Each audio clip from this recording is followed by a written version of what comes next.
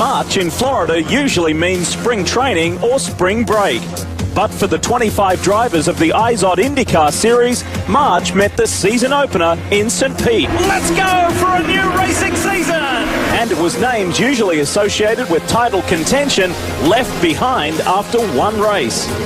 What little sun there was in the Sunshine State shone down upon a first-time winner sporting a bow tie.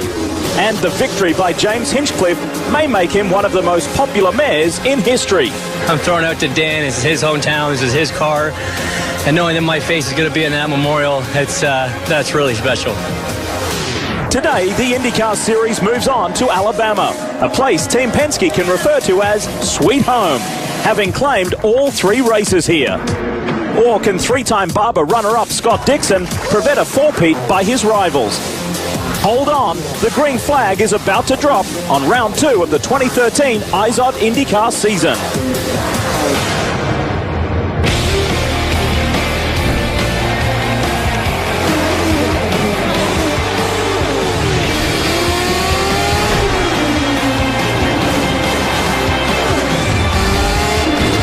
Awesome job, buddy. I love you guys. For the 4th consecutive year, the IZOD IndyCar Series visits the beautiful Barber Motorsports Park in Birmingham, Alabama. It is time for some very important words with a very important athlete. Let's hear from Bo Jackson. Carpet, are you ready? It's time for those most famous words in all of... It's already strapped into the IZOD Honda two-seater. The greatest American athlete of all time. Here's Bo Jackson to give the command. Ladies and gentlemen, start your engines.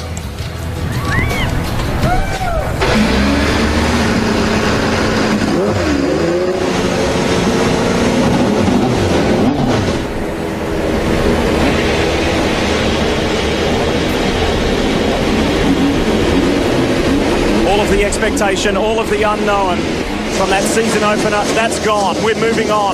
This is now focusing on a championship from here on out, and we've got some more important storylines to get through. Let's start with Jan Beekers. Jan? We do. The engines are fired down here, and you've heard that saying that qualifying is not always indicative of your speed.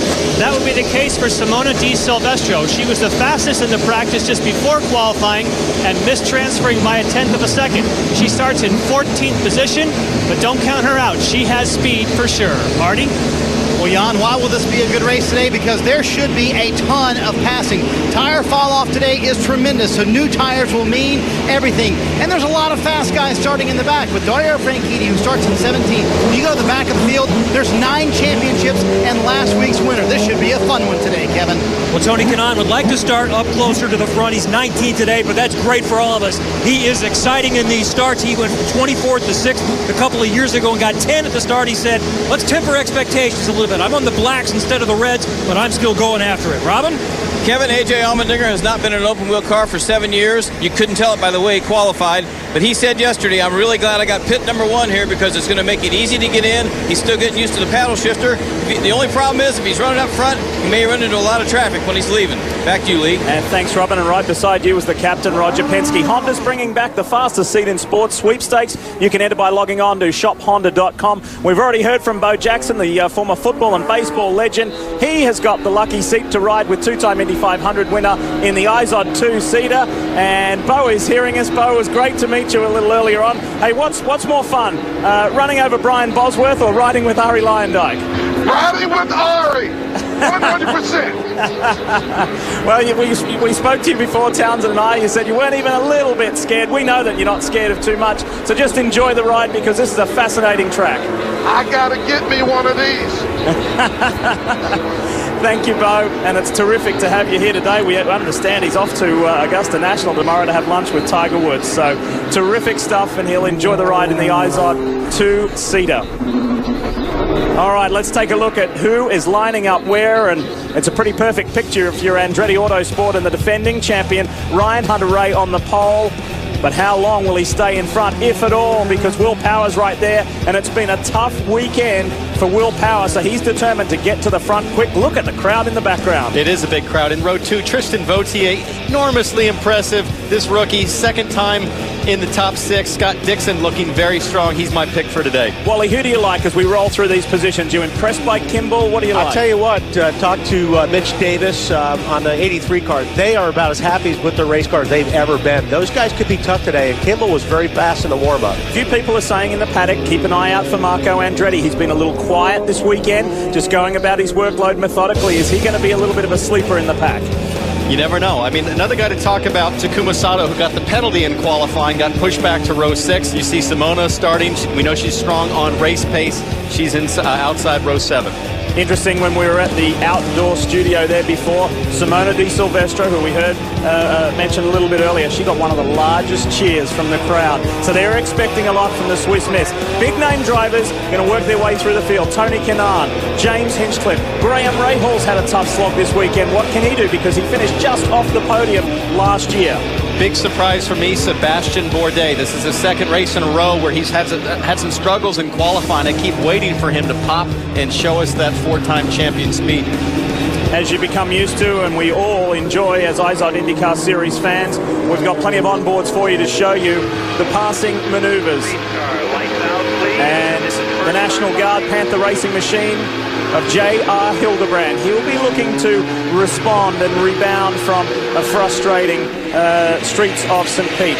The Midas car, that's Graham Rahal. He'll show us this view. James Jakes is going to carry an onboard for us today as well. The Acorn Stairlifts machine, there he is. And he's been impressive.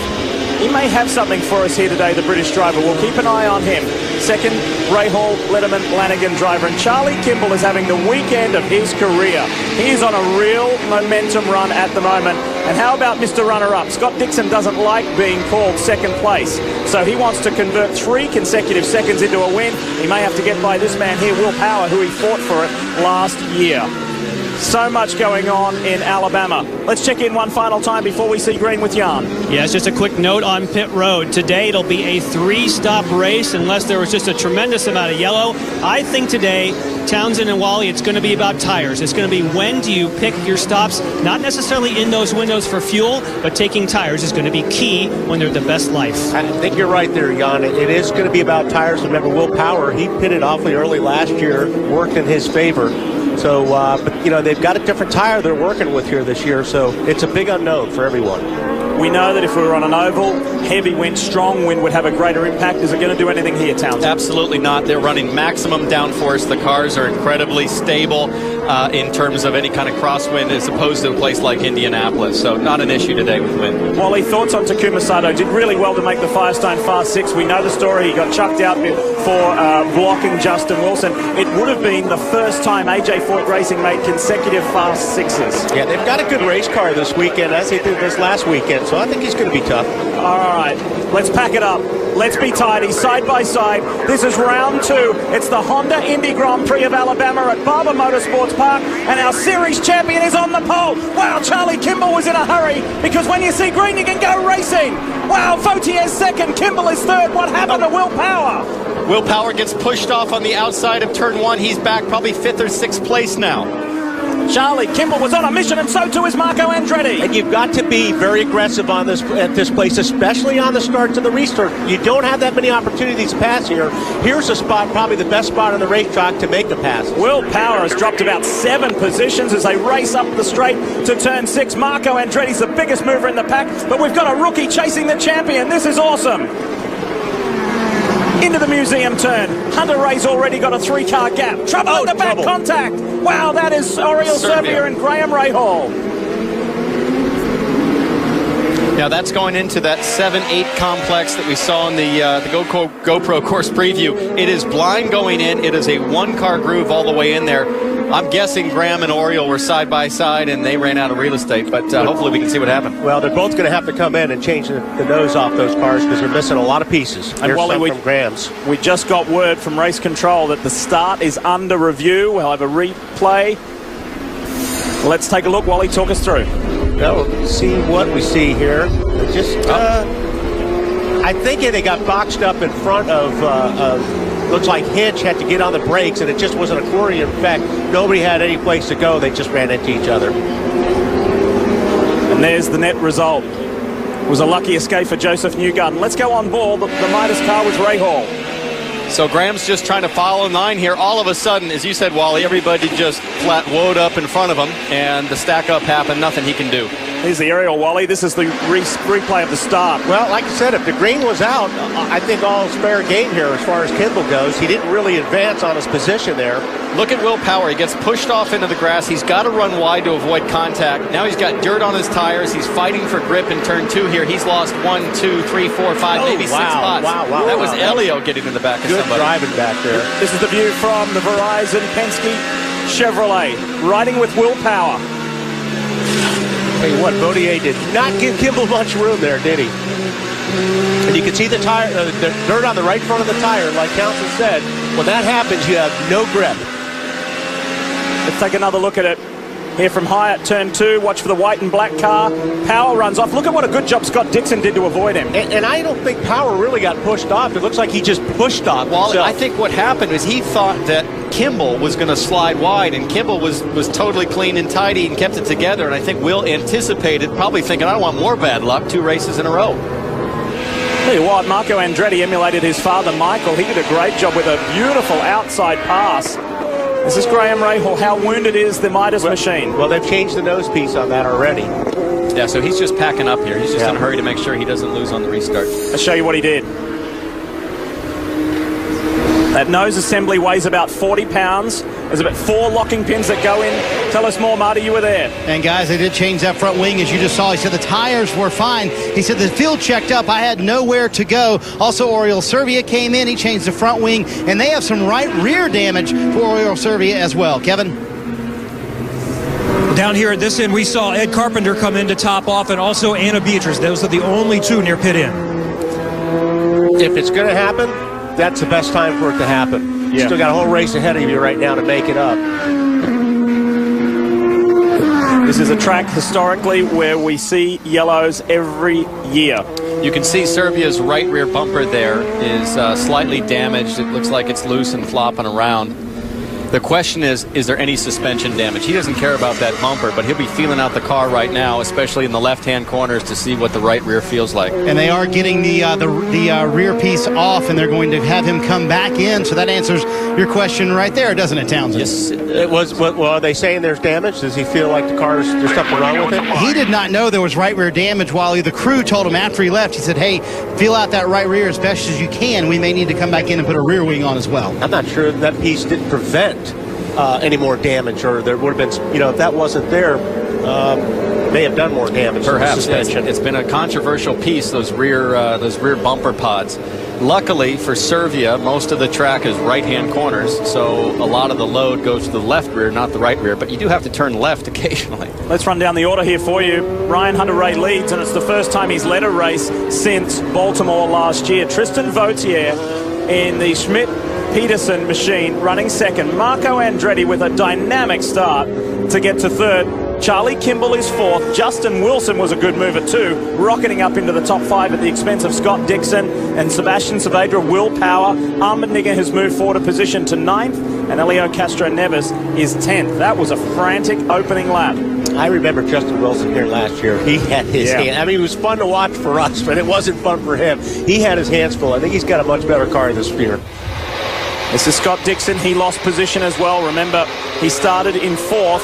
He's dropped back 2 positions to 6th. Part of that was having to check up to avoid Will Power. And we are receiving word that there's drama with the GoDaddy machine. Hinchcliffe. That's either a right rear down? Left rear. Left rear down. Flat left rear tire, perhaps. And he has called in and said there is no drive for James Hinchcliffe. So that is his issue, no drive. Perhaps the left rear is hanging off the track. Our race 1 winner is stranded on the side of the course. Remember, he was hit from behind. Part of the cause for this first lap yellow. No, there's something wrong with the left rear, though. I can see it vibrate. It's shaking.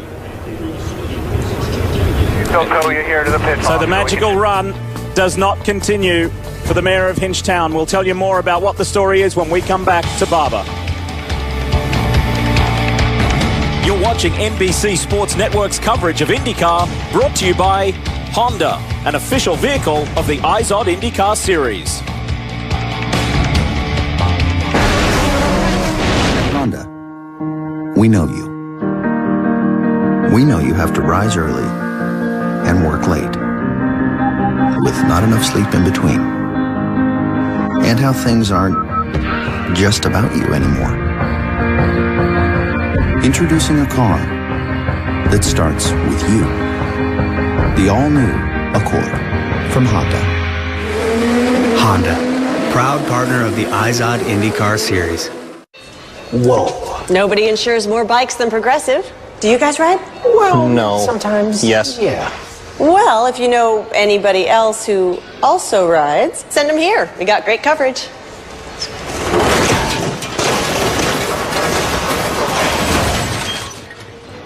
It's not like bikers love their bikes more than life itself. I doubt anyone will even notice. Leading the pack in motorcycle insurance. Now that's Progressive. Call or click today. Command has been given. Row 1, let me know. Row 1, hot. Row 2, hot. 3, hot. 5, hot. Live in-car cameras. 4-in-1 mosaic. Having your heart race as fast as theirs. Hey, good screen. That's powerful. Download IndyCar 13 now, only from Verizon. 2 great races on one network.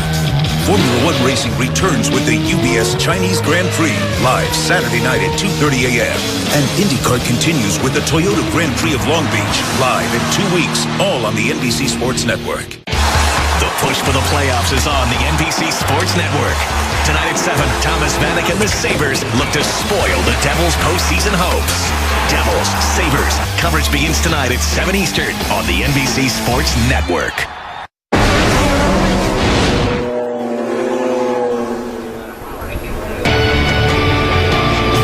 Birmingham, Alabama, the host city for the Honda Indy Grand Prix of Alabama, and has been so for the last 4 years now. Very first motorsport event here at Barber was 10 years ago, Grand Am Rolex Sports Car Series back in 2003, but we welcome you back. This is the second round of the IZOD IndyCar Series, and we are not going to have consecutive winners because James Hinchcliffe and his GoDaddy Andretti Autosport machine. Watch the GoDaddy car. You see the right rear come off the racetrack? And like Towns and I were talking at the break, maybe that left rear got into the curb. Yeah, somehow he's got damage to either the wheel or the hub or the upright on that left rear. If they can get him to pit lane, his guys can take a quick look. Well, you never know, maybe get him off. back out there. They just rolled the left rear off it. So. How did they get it off? That's I bet you the centerpiece is broke. This is Graham Rahal. Marty's there. And guys, you see Graham Rahal coming in. Perhaps our first play of tire strategy today. We talked about the fall off very early in the run on tires. They put on sticker blacks on Graham Rahal's car. He's in the back of the field, so what do they really have to lose? And this could be interesting. How much ground can he make up? How much were those other tires worn out in just 5 laps, guys? Like you said, Marty, he's got absolutely nothing to lose. So go ahead and throw the dice. Aren't you surprised, Wally, to see him go with blacks there, though? Well, we talked to a lot of guys this morning. There's a lot of different guys that we talked to that seem like some of them are good on the red, some of them are good on the blacks. I think it really has to do with the way they're set up. Through the order, there's Vautier, there's Andretti, there's Kimball, Justin Wilson, Scott Dixon, back to Sebastian Saavedra, the best of the Dragon runners. There's Will Power. Next one in line is AJ Allmendinger, and here is Elio Castro-Neves. So you've got all 3 Penske machines running right with each other in 8th, 9th, and 10th. This is not the restart this time by. This is the word. This is not the start that this 26-car field was expecting. So we'll get some speed and momentum get going again. So it was just outside the top 10. Sato, James Jake, Simon Pagenaud has made some good positions. But what about this dynamic rookie, the 23-year-old Frenchman, Tristan Vautier, that black, orange, and white machine? Pair up, everybody. Keep an eye on him. Race control asking everyone to pair up, as Vautier does alongside the reigning series champion, Ryan Hunter-Ray. It's time to go racing in Alabama.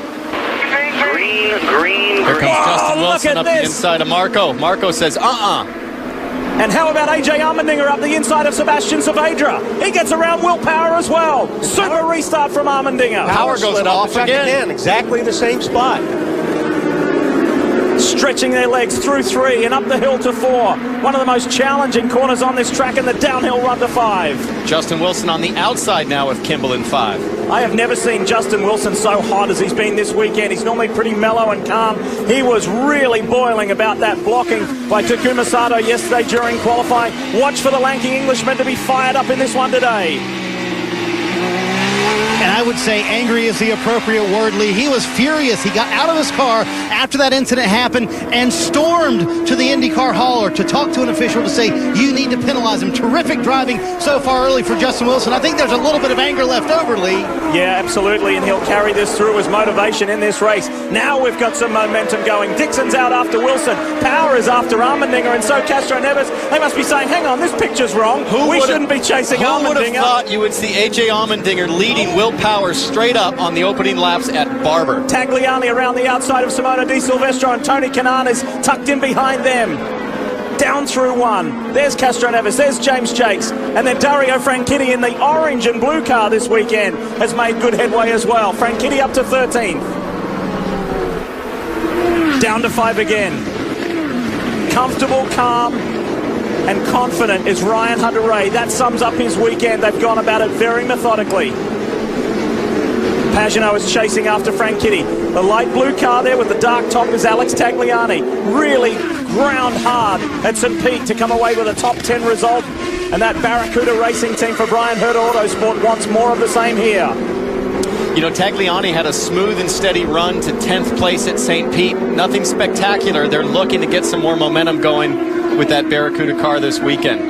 This is so faster here, you guys. This is what we're talking about when we talked about those G's. These guys are really hanging on through here. I've talked to several drivers, Wally, that have talked about not being able to even turn the wheel at peak load. Once you get into the corner, the steering wheel literally just locks up and you're committed at that point. The white, blue, and green car right there on your screen is Simona Di Silvestro hassling Alex Tagliani. Simona is on Firestone Reds. She was very quick on those tires this morning. She went 16 laps trouble-free on the Reds, all of warm-up on those tires. I'm surprised more people aren't on Reds given the durability of that tire. I'm going to show you a replay.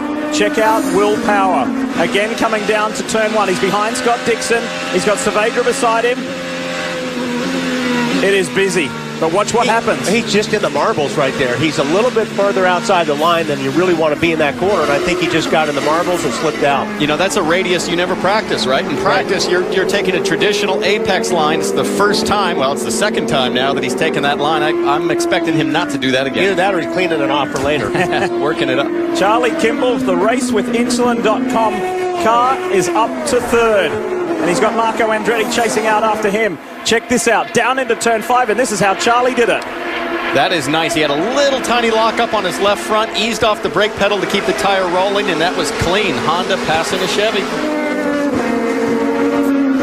And guys, right now in that podium spot in 3rd position is Charlie Kimball up in front of this battle right here. And I talked to him earlier today. He said, yeah, we have a podium car today, but I really just want a top 5 out of this. I want us to start building consistency. He said race day was not a problem for us last year. Our problem was not practicing quick, not qualifying quick. Well, we've done that this weekend, but what this race team needs to do, finish consistently in the top 5. Great place to start. Obviously, they have a very good car. Look at that battle, Lee. Justin Wilson is angry, isn't he? Wilson on Dixon, and Dixon gets pushed wide.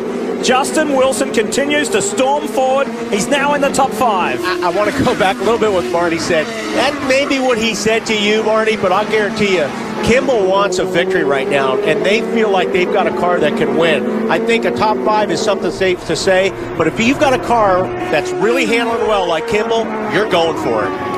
Ryan Hunter-Reay, race leader, and has a very comfortable break. 2.2 seconds out in front. Yeah, that's where he's used to being, number 1.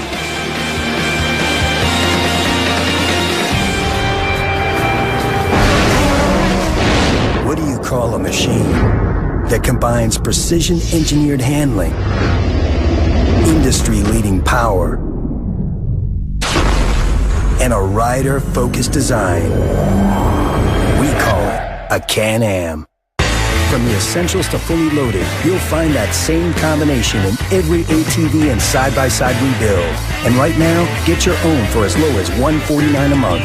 Can-Am, the ride says it all. The crossover.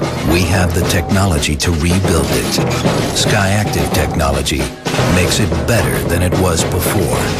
With the best highway fuel efficiency of any SUV, even hybrids. The Mazda CX-5 will be that crossover. Better, stronger, smarter. We build Mazdas. What do you drive? You know what always kept America moving forward, America? Change! We didn't like the shape of chickens, so we changed them to nuggets. We grew tired of saying, "Greetings, dear friend," so we changed it to "Sup." We changed man bands into boy bands. We gotta change that back. And sports drinks were boring, so we changed that with new Meal Fit. A sports drink with electrolytes you can flavor your way. Change your sports drink. Change America.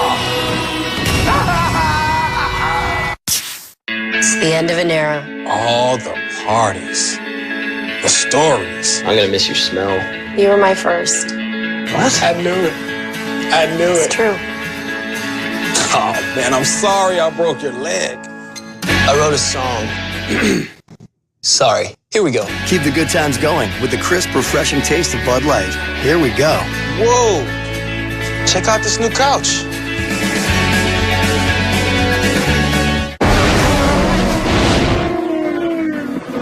Great to have you with us at Barber Motorsports Park. The Honda Indy Grand Prix of Alabama continues here on the NBC Sports Network. Lee Diffie with Townsend Bell, Wally Dallenbach, Marty Snyder, Jan Beekes and Kevin Lee. And it's as busy out on the track as you can believe. Scott Dixon, 3 times a runner-up here, is trying to get that position back from Justin Wilson. Yeah, this has been a great battle we've been watching. And tell you what, Wilson's driving the wheels off that thing. Now he's on the black tires as Dixon's on the red. Dixon should have a little bit more grip. But that's how difficult this place is, just to get around somebody. You would think Dixon would have a little more grip, but a little less durability. But we're 12 laps into this, and those Firestone Reds are still hanging in there tough. Wilson looks loose to me. James Jakes is on pit lane. What's going on, Kevin? Second time he's on pit lane. He reported a problem with the right rear. They came in hoping it was just a punctured tire. Went back out, checked the tire, no problem. So now he's back in, and they're going to work on the suspension and other parts of the car to try to address the issue, but they still have not been able to get it. He was running in the 12th position, but he's lost all of his opportunity for a good finish today. You see what they were addressing there on the left, and on the right box you may have seen Scott Dixon successfully pass Justin Wilson. And as Townsend said, Wilson, you can see the car sliding around a little bit, so Dixon's got a little bit better bite coming off the corners. That's all he needed to set him up for a pass under braking. It's amazing to me what Justin Wilson is able to squeeze out of this Dale Coyne entry. We know it's a small team, limited resources. This morning, I saw Justin's younger brother, Stephen Wilson, teaching a volunteer pit crew guy how to put a tire over the wall. That's how small they are. They needed extra people to help out. Great support from the Boy Scouts of America for the 3rd consecutive year for Dale Coyne Racing. Now, as Dixon gets closer to Marco Andretti right there, Charlie Kimball has left Andretti behind and is out chasing after Tristan Vautier for second. Meanwhile, race leader Ryan Hunter-Reay has a 4-second lead. This man here, Sebastian Bourdais, started 23rd and is now 15th. The Frenchman is on fire. This is the kind of performance we've been waiting for. Last year, Sebastian Bourdais was in a Lotus, down maybe 50, 60 horsepower, finished 9th. Felt like a victory for him. He knows this track very well. He's championship pedigree. Hopefully this is going to be a good day for him. Wally, he said to us earlier in the weekend, when the car is bottoming out and you're scraping, if you do that at certain tracks, you can get away with it. If you do that here, you're done. Yeah, there's so, like you said, this place, you're so busy. There's a spot where you'll see a lot of those cars hit the racetrack. We saw it in practice. So, like we talked about earlier, these guys are driving so hard right now. When you bottom, the car takes off. Chasing out after countryman Simon Pagenaud, who's dropped a spot, started 13th, and he's back to 14th now. Dario Franchitti is up to 12th. There's been a lot of movement in these opening 13 laps.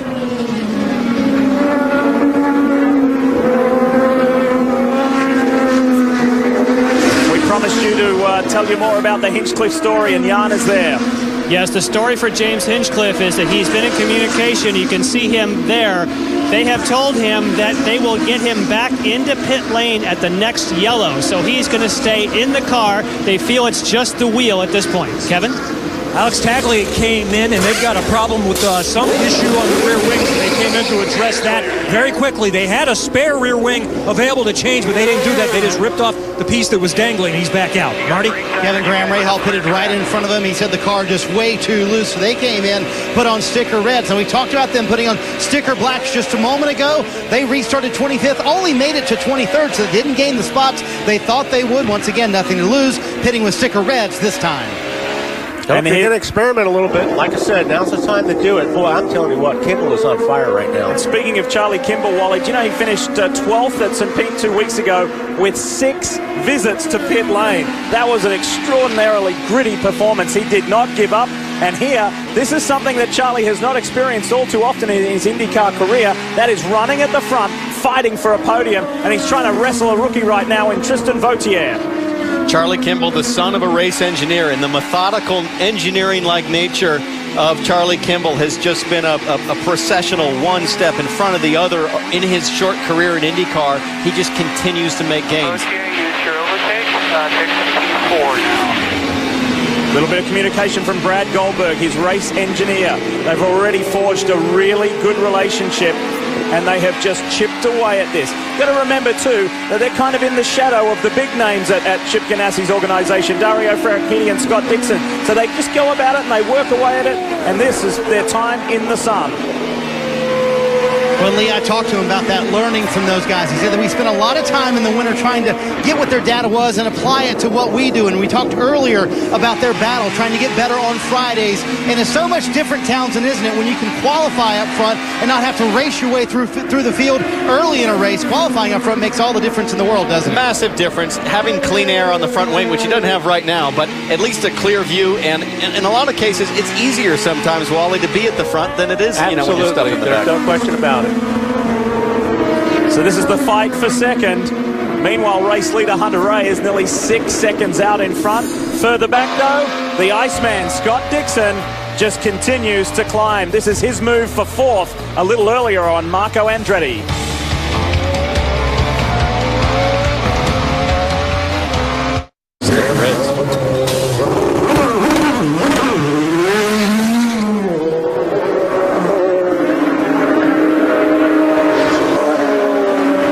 Neves has just left pit lane, and he went for sticker red tires. So he's gone from red to red, alternate to alternate. A couple others taking advantage of this pit window as we speak.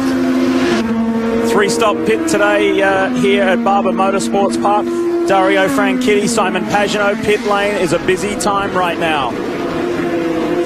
But let's see what this can do for Helio Castroneves. He was kind of stuck in some traffic. He's now got those reds on, Wally. Time to make some ground. Absolutely. I mean, everybody's been talking about the reds. They've got more grip. They're better.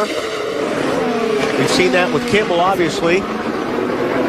I think the surprise for everyone has been durability of the reds. In qualifying, it seemed like you got one peak lap, and I think everybody was concerned they'd totally fall apart. In morning warm-up, lots of drivers experimented with long runs and found that they were perfectly fine over the distance. Now, we've only seen 19 laps so far, so we haven't seen a full fuel stint. Here comes Vizo. And Tony Kanaan came in as well. They were running 14th and 15th. You're hearing Wally and Townsend talk a lot about the reds or the blacks, the primary tires or the alternates. What happens is you have to run at least one time on each tire compound. They're both going for the softer tire compound, the red wall tires. And Kanaan, a good stop there. Look at this fight for second, though. Tristan Vautier is under pressure from Charlie Kimball. Whoa. And Kimball's growing impatient. That is not a place you want to stick your nose in.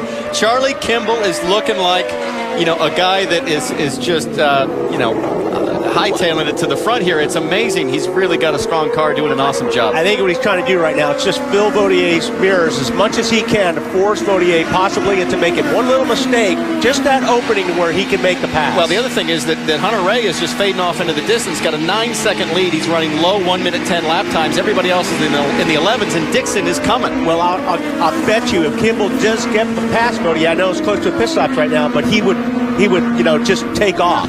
So I think Vautier is holding him up. Sorry, Marty. On that little move we saw a moment ago, Mitch Davis came over the radio and said, all right, dude, settle down a little bit. Just calm down. He knows his driver very anxious to get to the front and get that second position as well, guys. But he told him, take a breath. Very close to our pit stop. Don't force the issue now. Yeah, but as Townsend said, I mean, that's easy to say over the radio, but when you're looking in the mirror and you're seeing a car all of a sudden fill your mirror up, you know you're being held up. You want to get past that car. Guys, there's no guarantee of a yellow.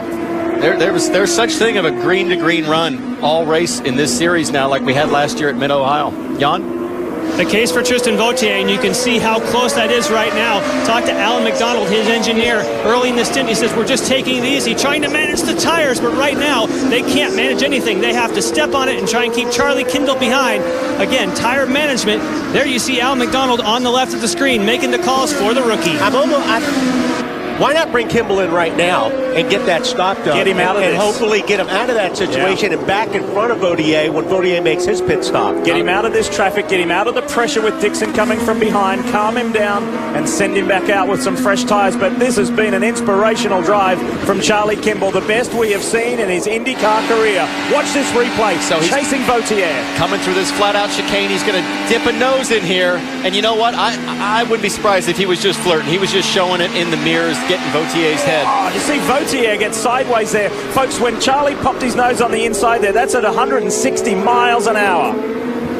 This is high-speed stakes. Meanwhile, they've got a big deficit to make up on Ryan Hunter-Reay. The lead is almost 10 seconds to Michael Andretti's man. Now, what Charlie Kimball's got to be careful of is pushing that hard to try to get by. You are burning up more rubber. He's losing downforce being that close to Vautier. He requires more mechanical grip to make up the difference. That puts extra strain on the rubber.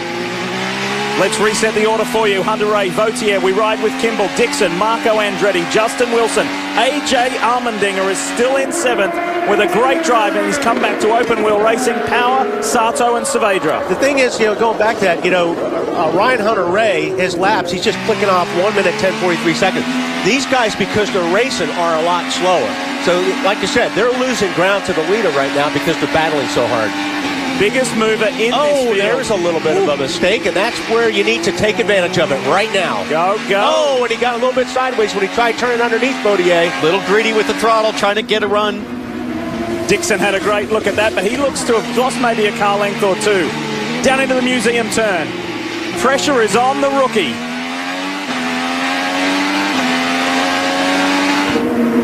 Or maybe not, because he's showing us that he's pretty handy. But that's what Kimball's doing the right thing is, I think, keeping that pressure on. Here we go. Now, last time this worked, he showed a nose, and Vautier got loose coming up over the hill thinking about it. That time, Vautier keeps it clean and tidy. Who's going to head to the pits first? Neither of these guys. We're in that first pit stop window. Vautier is really good through these last two corners. You can see he pulls about a car length on Charlie Kimball. This is one of the spots where Vautier is a little bit better. Go ahead. Irrespective of the result, Wally, as you well know, this is the kind of racing when these guys get out of the cockpit, they say, boy, that was fun. Kevin? First IndyCar pit stop for A.J. Allmendinger. It's also the first time over the wall for the Air Jack man and also the Fueler. Smooth pit stop. They worked 5 straight consecutive laps in the final warm-up today. Not only getting A.J. comfortable on pit stops, but getting this crew. They all have IndyCar experience, but many of them in new positions. Saavedra for Dragon Racing. And an error. Confusion. They had an issue in St. Pete with the pit stop as well. Somebody on the left rear, a little bit of miscommunication. Saavedra did the right thing to hold up, make sure that they were all okay and out of the way. Here's our race leader, Ryan Hunter-Reay, in the DHL machine, and he boasts an 11.5-second lead. This has been clinical. What an awesome opening stanza. Of course, we did have a full course yellow on the opening lap, but since then, it has been smooth sailing for Ryan Hunter-Reay. Hunter-Reay this is exactly where he wants to be, out front, clean air. Here comes Vautier in, lap 24 on those reds. They're ready for new ones. Now it's going to be interesting to see how these guys get in and out of the pit lane and see if maybe Kimball's stop is a little bit better. Okay. Easiest place to pass somebody, Jan, is in pit lane. Absolutely, and they're going to go for the black. In fact, those are sticker brand new black sidewall Firestones they're going to go with. That is waiting on fuel, but a little bit slow getaway. That almost got to 10 seconds. They had it done around 8. That might be enough. This is what you're talking about. You hit the pit speed limiter line, you remove the pit speed limiter, and now this is the hard part, that next turn 2, cold tires. Something that caught the man in the orange car in the middle there, Dario Franchitti, out 2 weeks ago in St. Petersburg, Florida. He's being hounded by Simon Pagenaud, two guys who had rough weekends in Florida, and they were both disappointed with qualifying performances here yesterday. It's Ed Carpenter in the Fuzzies car. They need to try and get by Ed if they can, when they can. And you're talking about guys who are running 11th, 12th and 13th. The fight is on. Dario's made up good positions here today. Nobody's made up as many as Sebastian Bourdais. He has been the biggest mover in the pack. Will that play out when we get to the end of today's 90-lap race? Fast approaching third race distance. This is Marco Andretti in for his first stop of the day. So too Bourdais in the background. Pretty much wide open up here. Wide open. 3, 2, Marco Andretti comes to his pit stall, guys. Kind of bottomed out or kind of settled out there in the top 10. They're going with black tires. They're going to go with the primary tires. These are scuffed tires. A little bit long time on the left right rear for Marco Andretti as he leaves pit road, Jan. And Simona Di Silvestro finishing her service, and that is a little bit quicker, although again a little bit of a slow getaway as looks like Bourdais gets by on the outside. Building back to speed and slotting back in just in front of Takuma Sato there. We're back on board with Charlie Kimball. Now this right here, if this costs Kimball some time because he's trying to get around Anna, this is good for Vautier. Very good. And he dives to the pits. And the reason why Wally was saying it's good for Vautier because the outlaps and the in-laps are so crucial. Marty. What an amazing Sunday drive it's been for Ryan Hunter-Reay. As you would imagine, he has not said a word on the radio, wanted no changes on the car at all. Their interesting strategy, if it was under green, they put on a scuff set. That's what they did. Scuff set of blacks for Ryan Hunter-Reay. Meanwhile, for Charlie Kimball, he's on pit road. It will be sticker, black tires for Kimball. Those reds coming off. What a terrific first hit for Charlie Kimball as he leaves pit road. Right in front of him, Justin Wilson pitting. Sticker reds going off for Justin Wilson, who pits, running in the 6th position. A little bit of a hang-up there, Townsend. Did they have all the fuel in, or did they wait on the left front? They had an issue on the left front. They had a wheel nut issue on the left front. Now, Kimball's outlap is going to be critical. Oh, boy. That's Vautier. So Kimball has been able to beat Vautier out. Great work from the Race with Insulin crew. Vautier was pushing as hard as he could. He knew it was going to be close because he, too, had a little bit of an issue, a hiccup, maybe a second on that pit stop. Kimball, though, his tires are still going to be cold. He's on blacks, a harder compound. Vautier could catch him quite easily. So both Dixon and Kimball have leapfrogged Tristan Vautier. Now the hard part about cold tires is not only is the temperature of the rubber cold, it lacks a little bit of grip, the tire pressures are down, especially when you go into this next section. Very high speed, the downforce compresses the car. You got to be careful. Opening round of stops still continue. Waiting for Will Power, who stayed out, waiting to see his first stop. Can he convert this race today into yet another victory in Alabama?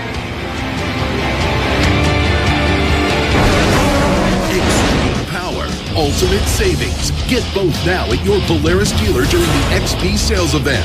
Rebates up to $1,000 and financing as low as 2.99% on the world's best power sports lineup. Incredible deals on hard-working Rangers, smooth-riding sportsmen, and razor-sharp racers. Hurry to your local Polaris dealer for rebates up to $1,000 and financing as low as 2.99% during the Polaris XP sales event.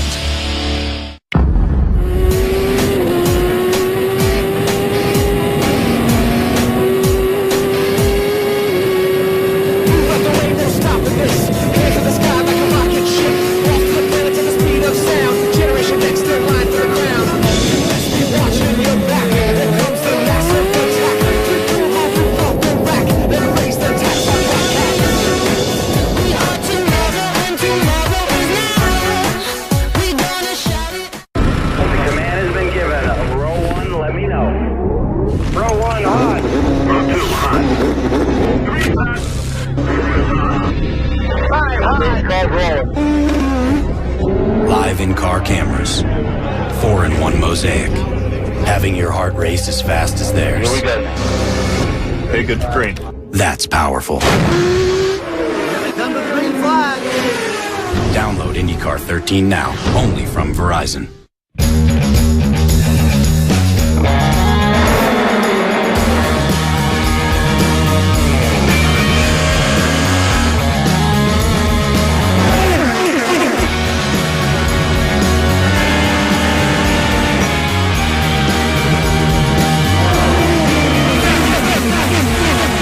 The 2013 Indianapolis 500-mile race. Start your journey at Indy500orbust.com.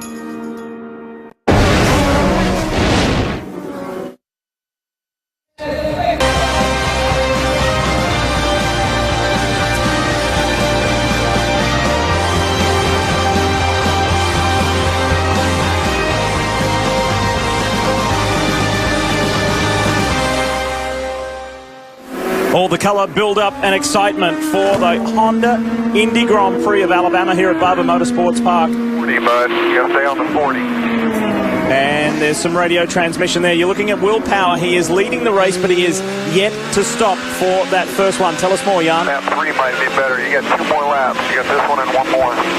I'm listening to hear what Tim Cindric is telling him, and that is how many laps it'll be until he is on pit road. And I believe what they're trying to do now with a couple laps to go, they're trying to change their strategy and make it in 2 stops. They're going to need some help with yellow, but I think because he went off the course on the start and the restart, they changed their focus and now went into fuel save mode. Jan, you're watching Justin Wilson. On the very end of his stop, the team dropped the jack too early. The right rear was not fully on. They had to put the car back up, get the right rear on. He came in 6th, fellas. He is currently running 19th, dropped all the way back into the back of the pack. And that's only going to spur on that anger that he had earlier in the weekend as he gets by Graham Rahal. Down into the museum turn. So we heard Tim Cindric say 2 more laps to Will Power. Let's closely monitor that, because the long-time race leader, Ryan Hunter-Reay, as they stand with his first pit stop in hand, is only 5 seconds behind him. It's amazing. Will Power has 30 laps on these red tires. He's going quicker than Hunter-Reay on new black tires, fresh black tires. His pace is incredible, and he's saving fuel. That's how fast he is. Corner entry, he's off the brake. He's coasting the car a lot, getting great mileage, and going like a champ. Before today's race started, Will Power has led 124 out of a possible 270 laps at this racetrack. His history around this 2.38-mile circuit, Wally, is unbelievable. Yeah, he's been the man to beat. There's no question about it. At a lot of places, he's been the guy to beat. So it's interesting that they're changing their strategy here. It may work out for him big as he hits pit lane. So, Lee, we're looking at in and out laps here. This is a great graphic to have so we can compare how well do they do on their final lap before they come into the pits, and then what is it like on cold tires, full fuel coming out. And Townsend, if you look at your scoring monitor, add 29.5 seconds right now to Will Power, and that's about where he will slot back in if everything goes according to plan. If they're on a 2-stop strategy, they're going with scrub blacks. They're going to stay here and get every last bit of fuel to be sure they get it, and they do. Wow! A full tank of fuel, 7.8 seconds. But now, if they get some help, it'll be 2 stops. So based on what Jan's saying, he should come out around 8th spot. Right there in front of Dario Franchitti, so he's going to snatch 7th place. Is Will Power. That was productive work from the Penske team. Now, the Reds were so good for Will Power. Does he try to short stint these? I don't know. He's maybe looking at a 2-stop strategy, so maybe he's got to stretch the blacks for another 30 laps. That may be a little bit more difficult. Tristan Vautier, you may have noticed, has been shuffled back. He's been pushed back from not only Simon Pagenaud, but also Dario Franchitti. So the revised order is Hunter-Reay, Castro Neves, Kimball, Power, Dixon. Then you can slot into that group there. Will Power, Dario Franchitti, Simon Pagenaud, then Tristan Vautier. A lot of pressure right there from Franchitti. It's been a pretty gritty drive from Dario today, hasn't it? He was frustrated to the max yesterday after qualifying, not advancing through to the Firestone Fast 6. And this has been a come-from-behind drive. You know, we did our research and went and talked to Dario. I spoke to his father. I know, Marty, you talked to Dario personally after morning warm-up, trying to figure out, is there a story behind the struggles he's had? And Marty, what'd you learn? Well, he told me, you know what, I flat messed up the lap in qualifying. It was completely my fault. I botched the lap I should have been fast on, and you really only had 1 lap with these sticker reds trying to go fast, trying to get into the fast 6. He said, we've honestly had a fast car all weekend, and we struggled a little bit. We know the direction we didn't need to go, but the qualifying lap, that was all me. We have to make it up in the race. And I asked him before the race, guys, can you win from starting in 17th? He said, no, but you never know what can happen. Look at him right now. What is he in the... Currently, he's in the 6th position, isn't he? So, the lowest grid spot that a driver has won here at Barber is 9th. That was Will Power last year. Wally, in the old days, if you messed up and you were hard on yourself, I mean, that meant like a second for me. I lost a second in that corner. We're talking 2/10. That's how tight this is. Yeah, I mean, these guys are always driving angry, and that's how you have to attack this racetrack. I'm a little bit surprised Branchitti hasn't been able to put a little bit more pressure on Will Power since he had the warmer tires and he's on the reds. Will Power's hanging in there pretty tough in front of these guys. Will Power's got more fuel on board. His car's going to be heavier. Yeah. He's on the blacks, but he is also the man here at Barber. They're on reds behind you. 2 cars on reds behind you. It's communication from Tim Cindric, president of Penske Racing. Kevin? Ed Carpenter came in and topped off a couple of times in that early yellow, and that's moved him from last up to 9th, and he is going to try to get home on one more stop, so they're going to have an opportunity to have a pretty good finish here. They'll need a little bit of yellow, but they've got an opportunity to essentially make this into a 2-stop race, plus the 2 early top-offs. They came in now because the tires were worn out. They could have gone a couple of laps further on fuel. Ed was really pleased with how much he has improved on road/street course racing. His performance at St. Petersburg was a dramatic improvement, and he's going to continue to get better and better. He's only been racing on road and street courses since 2006. Good job. Just keep watching those tires. Keep protecting the tires. That's the message to Ryan Hunter-Reay from the Andretti Autosport Cam. Look after those tires. Here's Elio Castroneves. He's got 8 more laps on his tires than Ryan Hunter-Reay has, but he's firmly in 2nd place. And currently circulating 2/3 quicker than Hunter-Reay. Charlie Kimball maintains a fine 3rd spot. You may have noticed the blue rimmed wheels on the Ganassi cars, all 3 of them, Dixon, Franchitti and Charlie Kimball, and they emulate the blue circle, which is the International Diabetes Foundation global symbol for diabetes. It's the whole Race with Insulin and the Race with Insulin Unites initiative across all of the Ganassi racing platforms this weekend. We'll tell you more about that the next time we see Charlie. For this man here, it has been a Sunday cruise. Ryan Hunter-Reay, 8.5 seconds out in front.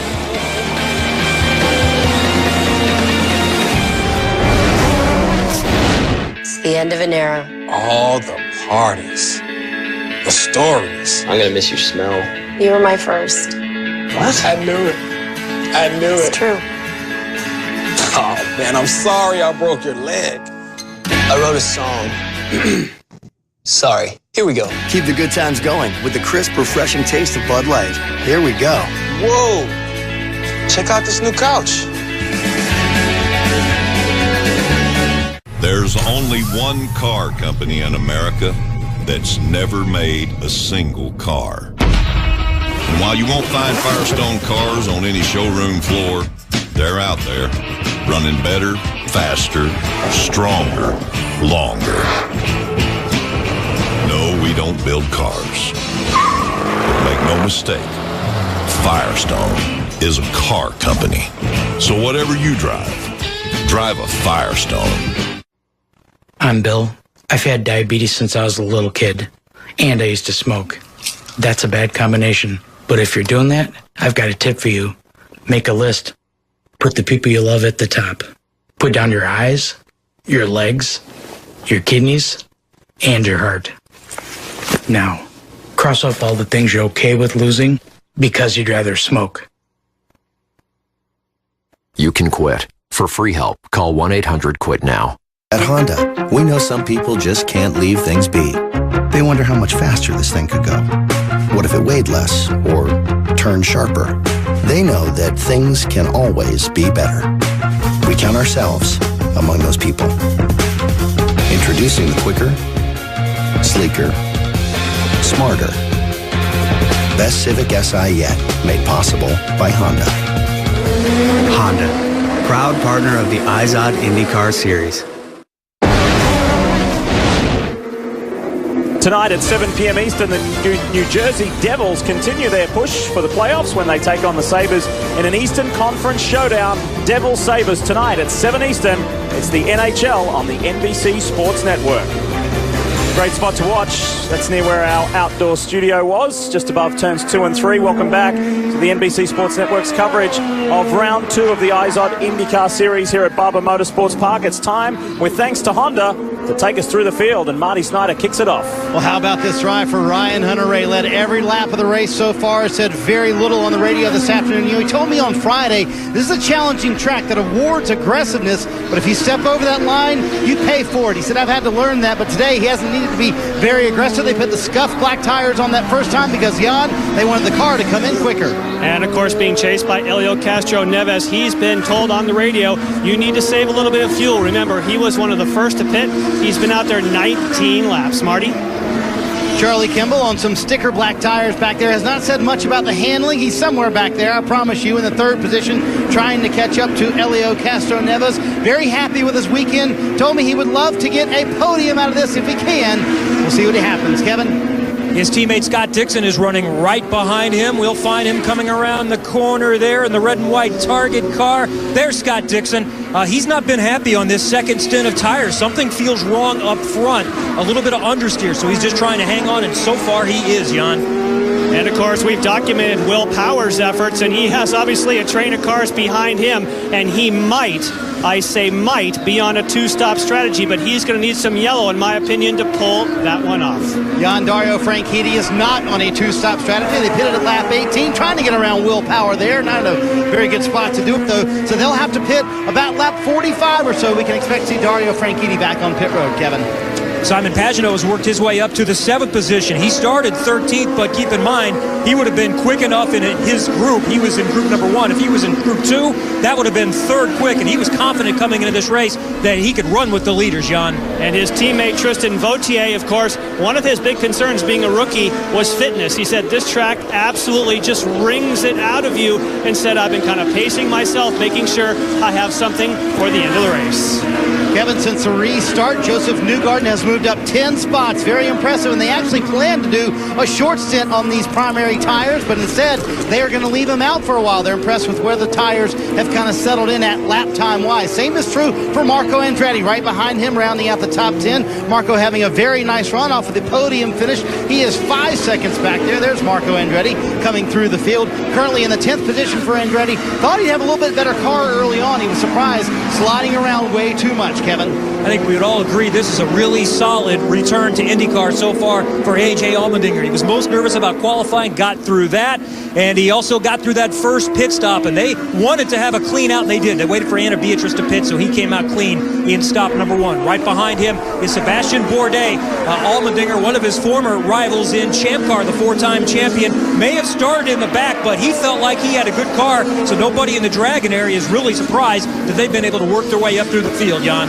And right behind, of course, Takuma Sato trying to put some pressure on Bourdais. They're still trying to shake off that penalty that he received in qualifying after impeding some qualifying laps from behind, in this case for Justin Wilson. And again, track position is everything. Sato trying to get more.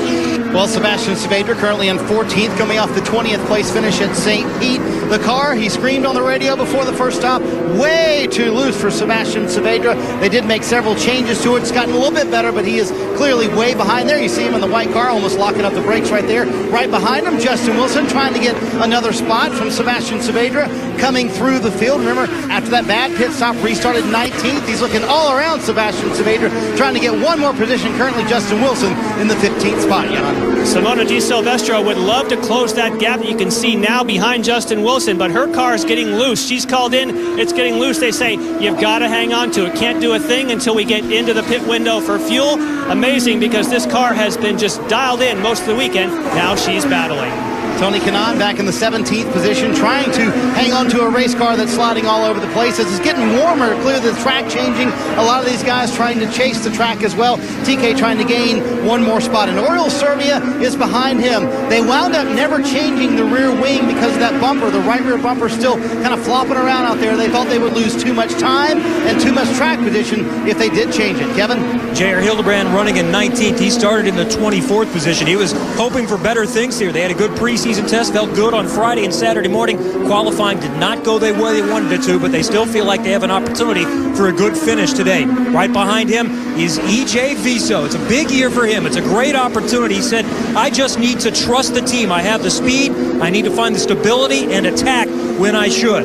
Ed Carpenter is running in the next position in the 21st spot. As the guys in the booth have talked about, Ed is still a little bit behind the pace on these road and street courses, but he has made tremendous progress. They're putting a lot of their resources into the oval package, but he has been working on the road and street course setup, and they are making some progress. Thanks, boys. Awesome work. Now we go to the front of the field where, Wally, it is on, because here comes Castro Neves. He is reeling Ryan Hunter-Reay in. This is the most pressure Ryan's seen since about lap 5. Well, he's on light. He's got a lighter fuel load, and Elio is on the red, so he should be a little bit quicker, but he is going to have to come in for fuel pretty soon. I think what's going on here is that Castro Neves last pitted on lap 18, Hunter-Reay on 26. Castro Neves on a 3-stop strategy, I think, can burn more fuel.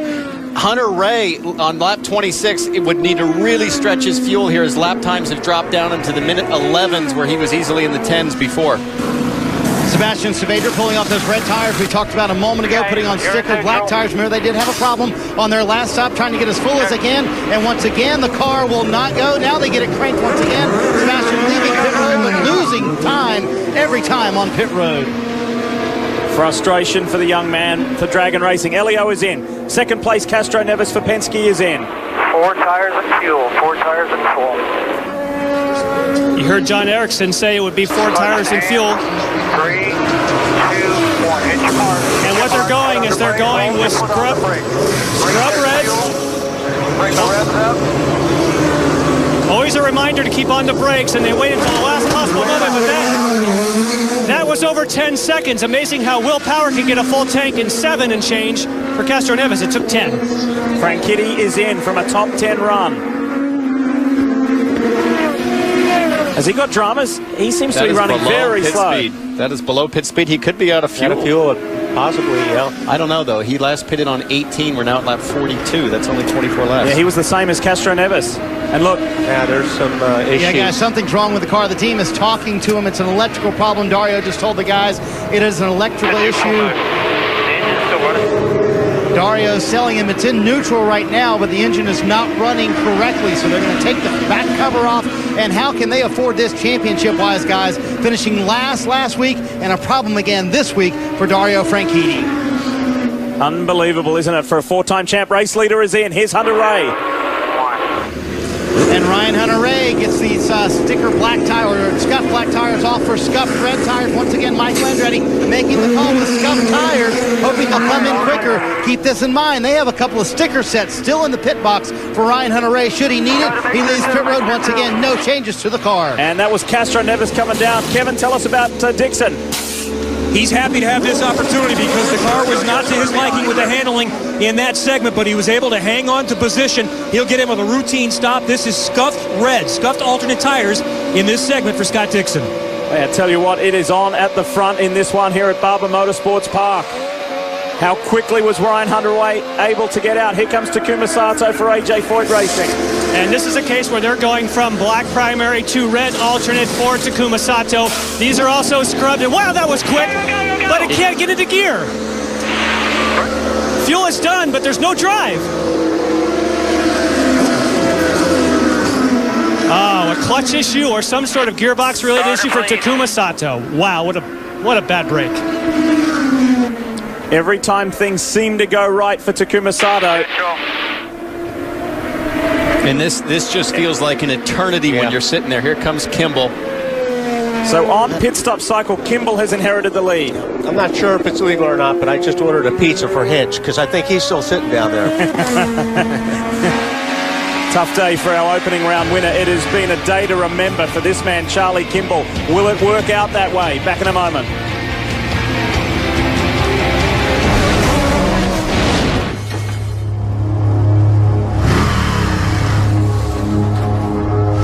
Any moment not riding it is a moment you wish you were.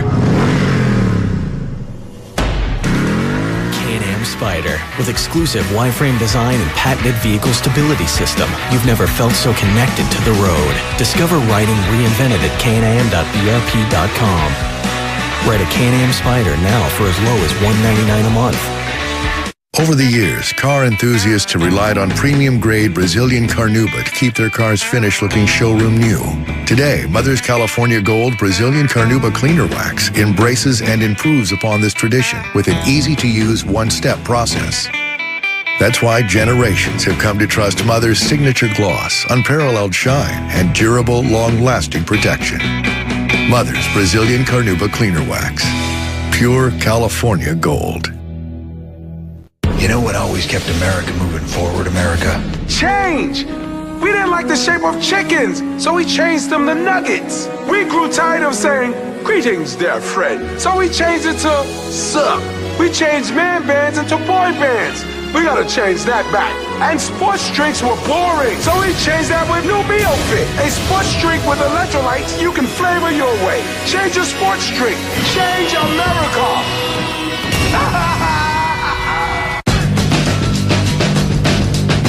Formula One drivers take measures of ambition, obsession, and drive. Mixed with perfection, focus, composure, control. Inject dashes of daring, charisma, and class. Equal parts patent, Picasso, Bond. Action, reaction, man plus machine. Life at the speed of F1. Formula One Racing, UBS Chinese Grand Prix. Live Saturday night at 2:30 a.m. Eastern on the NBC Sports Network. Watching the IZOD IndyCar Series on the NBC Sports Network, and the pressure is on at the front. Power, Ryan Hunter-Reay, Helio Castroneves. This is good stuff, Marty. Race leader Charlie Kimball pitting here. They actually lost a lug from the left rear tire and shot down pit road, so they may have lost a little bit of time. Interesting, though, a lot of guys wanted to get the black primary tires off. They put another set on, so we'll see how that plays out in the race. Kevin? Great pit location for A.J. Allmendinger. A clean in. He is at the far end of pit road. The first stop. Stop number 2 is good for Allmendinger. By the way, he's been confirmed to run Long Beach, and Roger Penske told me today we might put him in Detroit after Indy as well. Marty? Watching us from Quad, so just be smart there. Guys, Justin Wilson trying to gain that track position, getting back up through the field. They put on scuff reds this time for Justin Wilson as he leaves pit road as we watch what could be the battle for the win. Who knows? Will Power and Ryan Hunter-Reay duking it out. Oh, this is great stuff. 2 Penske's in an Andretti Autosport machine. 1, 2, and 3. And Castroneves has made up probably about 3 seconds, 4 seconds, while Hunter-Reay has been trying to get past Power. So look at how close. Now you got all 3 of them nose to tail. You got Hunter-Reay and Castroneves on the reds. Power is on the blacks on a 2-stop strategy. We think trying to hang on here. We know those black tires are a little slower. Dario is done, it looks like. Or, well, he's not out of the car, so presumably they're going to try to get him fixed. 2 races to forget, though, to kick the 2013 season off. Big names for the big positions up front. Power, Hunter-Reay, Castroneves. 3 Chevrolet-powered cars, 1, 2, and 3. And this is tight. Elio's going to be relentless on Hunter-Reay. And this is where it really starts getting frustrating when you're Hunter-Reay, because obviously he thinks he's quicker. He'd like to get around Will. Will's doing a great job staying in front of him on those blacks, but he looks in the mirror and sees all of a sudden that he is slower because he's got Castroneves right on his tail now. Power's got the blacks. We know he's probably a little short on grip. He's also trying to stretch the fuel. He's got another, we think, maybe 13, 14 laps of hanging on here before he can stop. Now remember, it was one of our themes at the top of the show. This place has been owned by Penske in qualifying and in the races. And the man out in front in that black and white Verizon car, Will Power, has won the last 2 in a row. He's going for the 3-peat here. Dixon is putting pressure on Simona Di Silvestro for the 6th spot. It's been a good drive for Simona to get up there, launch herself as well. Frustrated with qualifying, but has just remained focused and on task. Another situation here. Dixon on the red tire, Simona on blacks. And loose there. Into the second half of this race. 43 to go in this 90-lap event. Wally, there's nothing harder, as you know, than knowing you've got a grip deficiency and knowing you've got a certain number of laps you've got to hang on, just like Will Power's doing right now at the front. Simona's got the same issue. You're trying to stay tidy. You're trying to conserve the grip that you have available. At the same time, you've got Scott Dixon over you. Look at this. Oh, contact. Oh. We said a little while ago that Castroneves was going to be relentless on the champion, and he is. Has Hunter-Reay got damage? Real nice. Shoot a band. That was the call from John Erickson to Helio Castroneves. Guys, Ryan Hunter-Reay just came on the radio, said, I know our cars touch wheels. And Michael Andretti told him 30 seconds before that, just keep Helio behind you. That's all you have to worry about. Don't worry about power. Keep the 3 behind you. Obviously, he couldn't do that. Yeah, no problem, boss. Dixon on Simona Di Silvestro. Keep in mind, Simona has only stopped once. She needs to stop again. So that'll make life easier for the target car of Scott Dixon. Simon Pagenaud a little further back in 8th place. Vautier is 9th. And Joseph Newgarden for Sarah Fisher-Hartman Racing continues the charge. He's in the top 10. Let's show you what happened down in turn 5. You look at the view from the Verizon car of Will Power. Hunter-Reay on the right in the yellow car, Castro Neves on the left. Oh, he locked it. Hunter-Reay locked up the left front, and he actually was the one who slid into Castro Neves on that. Castro Neves gets a run. Hunter-Reay chooses the inside line, being proactive, but he's going to come down here, and Lee, as you pointed out, boom, locks up right there, slides right into Castro Neves. Looks like they should be okay. Here's Simona. We mentioned that second stop was close. Jan? And she's going with sticker primary blacks here. These are her favorite sets of tires. She did so well, and they made a front wing change anytime you go from red to black. They'll make a front wing change, so she's back underway on her favorite set, but she's got some ground to make up. Her car was good on the black tires. She really liked the way the car felt, the balance. She ran 16 laps on reds this morning. I'm stunned that she would go back on blacks. She comes back out. Sebastian Bourdais also went in for a service. Just follow up on this. Her car was really loose when they put the reds on in qualifying, and they tried to get the reds to work in the warm-up, and I think they felt that the blacks gave her a better balance, and that's what she was comfortable on. One of the intriguing things about the IZOD IndyCar Series, you only get 3 sets of the softer compound red wall tires per weekend, and you don't get access to them until qualifying. So the teams don't have a lot of data and a lot of time on these softer compound tires in a race weekend. You can see Will Power is really starting to struggle there. He's trying to hang on, stretch his fuel, make it a 2-stop race, pushing wide there at the apex, locking up the left front there in the brake zone, and that is it. Castro Neves goes by. Castro Neves is the new race leader. How about that? It's still Penske, but we've got a different order. And Hunter-Reay has made up that time that he lost. Now he gets another shot at Will Power. Going to be a sense of urgency here for Hunter-Reay. I've got to get by because I bet Elio's going to disappear in the distance. Back in 4th and a good distance back, some 9 seconds is Charlie Kimball in 4th, Dixon's 5th. Of course, you've documented that Will Power was trying to save some fuel. He's about 6 laps away from coming onto pit road, but that's still short of what you want to make a 2-stop race. So things are unraveling, in my opinion, here for Will Power because he has to back off. He's got intense pressure from behind, and I'm not sure they've had enough yellow for him to make it in 2 stops. Totally agree, Jan. He went 31 on his first fuel stint. He needs to get to maybe laps 59, maybe another 8 laps here. And all the while, this is playing out beautifully for Castro Neves. Hunter-Reay on the push-to-pass right there. He's got that sense of urgency. Well, I'm surprised he used it because he wasn't that close, but he knows he's got to stay with Elio. And I'm not sure Power's going to make it as easy on Hunter-Reay as he did on his teammate. You get 10 opportunities in this race to use the push-to-pass. This is the fight for second between Penske's Will Power and Andretti Autosport's Ryan Hunter-Reay. And as Townsend said, Castro Neves is just checking out right now. Anyway, if there's no yellow. Quick reminder about Verizon streaming. Download the IndyCar 13 app. Simply call ** Indy or search the App Store or Google Play. Of course, only from Verizon. This is good, and it's not going to go away. We have to just briefly, but there's going to be so much more action when we come back.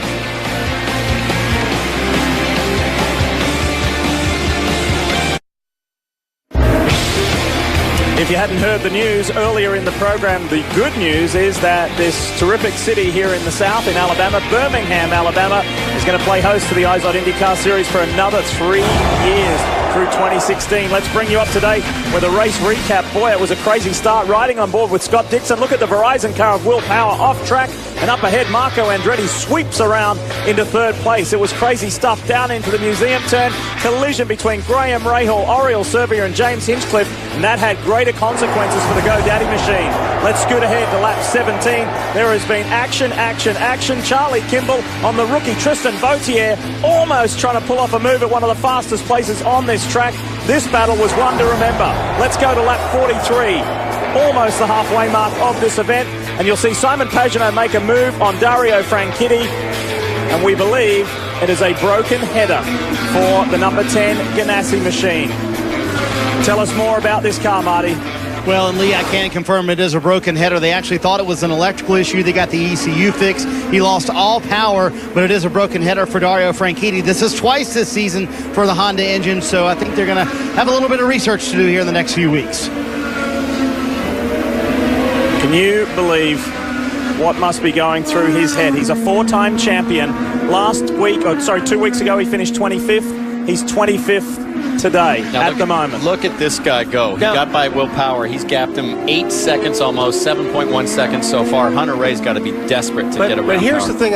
Okay, right now they pitted. They're only 1 lap separate on when Castroneves last pitted and Hunter Ray last. Did Hunter Ray come in earlier than usual? Expected. Because, they're basically on the same strategy right now. If you remember, Castroneves pitted very early, like Will Power did last year, to put himself in a position to win this race. If this goes the way it looks like it's going, Castroneves is in a great spot. Because earlier, Wally, to your point, there were 8 laps difference in terms of their run between Hunter Ray and Castroneves. Now there's only 1 lap difference. And guys, they did pit a little bit earlier. They wanted to do a short stint on those primary tires, so they got the red, softer compound tires on. They felt like that would be better for Ryan Hunter Ray on these last couple of runs. But now he's hung up, and like Townsend talked about, he's losing about a second a lap to Castroneves. Hunter Ray is. First, second, third all have 1 more stop. There you have it. This is the fight for second. Meanwhile, is Charlie Kimball starting to gain a little bit of ground on these guys? We'll look for that race with Insulin.com.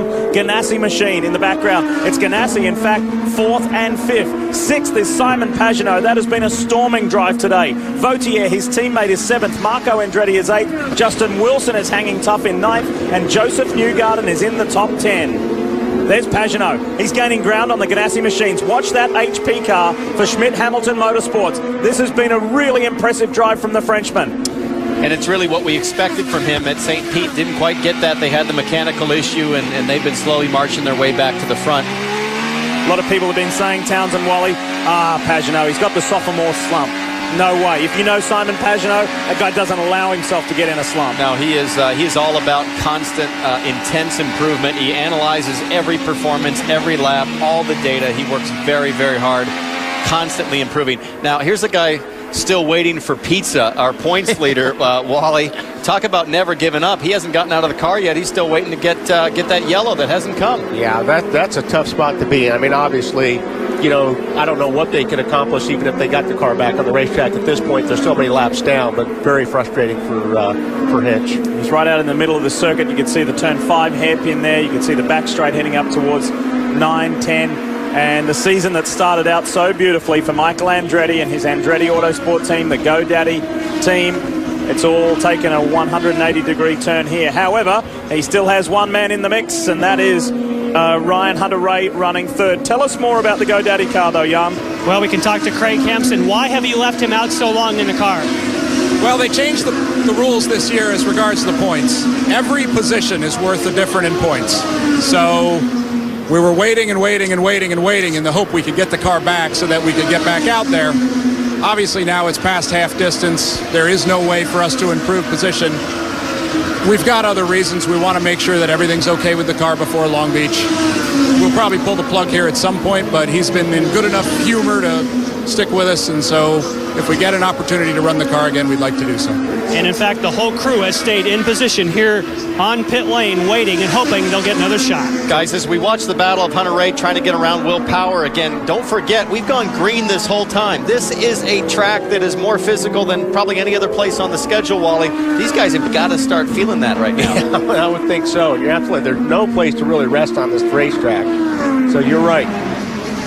4 different race leaders here today at Barber Motorsports Park. Charlie Kimball, Elio Castroneves, Will Power, and the car we're looking back at, the yellow DHL Andretti Autosport Chevrolet of Ryan Hunter Ray. Just 32 laps to go. 2/3 of this race have gone, and we have had plenty go down here in Alabama. And it looks like Kimball and Dixon behind these two guys are starting to make up some ground here as well on these two. Well, we know Will's in fuel save mode. He's not doing what he's capable of in outright pace, so they're going to catch up. No pressure behind Simon Pagenaud as he focuses on that red target machine. There's Pagenaud in the HP Honda, riding with Dixon. And this is something Scott's not used to seeing. No disrespect to Charlie Kimball, but he's not used to seeing that race with Insulin Machine ahead of him. There is no reason to think that Charlie can't continue this now at every event through the rest of the season. One of the most difficult tracks, he is showing that he has got top form.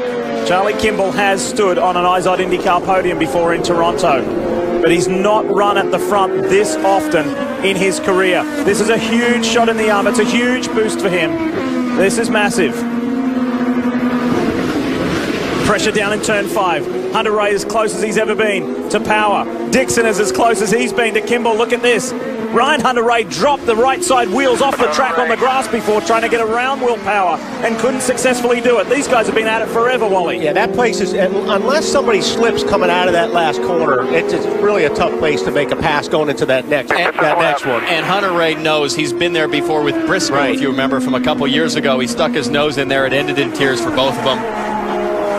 Race lead is 10.8 seconds to the benefit of Helio Castro-Neves, the man who won the very first race here at Barber. Power's in. So enough's enough. Now, Will Power, I'm quite sure, is going to want those red tires back. And it looks to me, Townsend, as though he has gone far enough for this to be his final stop. But when he gets back out, he'll still be in fuel save mode. He will not be able to stand on it because they're right on the edge of making it. He will yawn, but he'll be on red tires. I'll be really curious to see what the lap times look like. Reset your fuel. Now you'll hear this neutral. This is a neutral rev limiter. And he got into gear very quickly. That was the problem they had in the last race. They've been practicing all weekend, so he's quick in the pits. Right now. But now he has to save fuel big time. So cycles back out as we get into the final third of this race. The Honda Indy Grand Prix of Alabama. Don't go anywhere. Can Helio get his second win here? It's the end of an era. All the parties, the stories. I'm gonna miss your smell. You were my first. What? I knew it. I knew it. It's true. Oh, man, I'm sorry I broke your leg. I wrote a song. Sorry. Here we go. Keep the good times going with the crisp, refreshing taste of Bud Light. Here we go. Whoa. Check out this new couch. Woo! Sign a waiver? Waiver?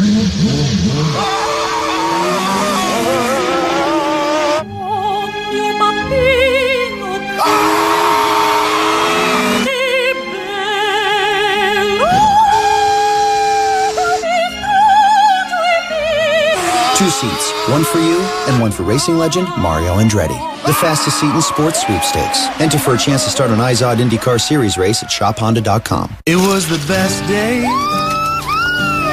It was the best day. It was the best day.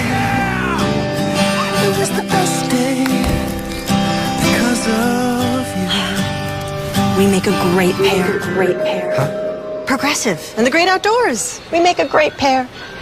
Right, totally. That's what I was thinking. Covering the things that make the outdoors great. Now that's Progressive. Call or click today.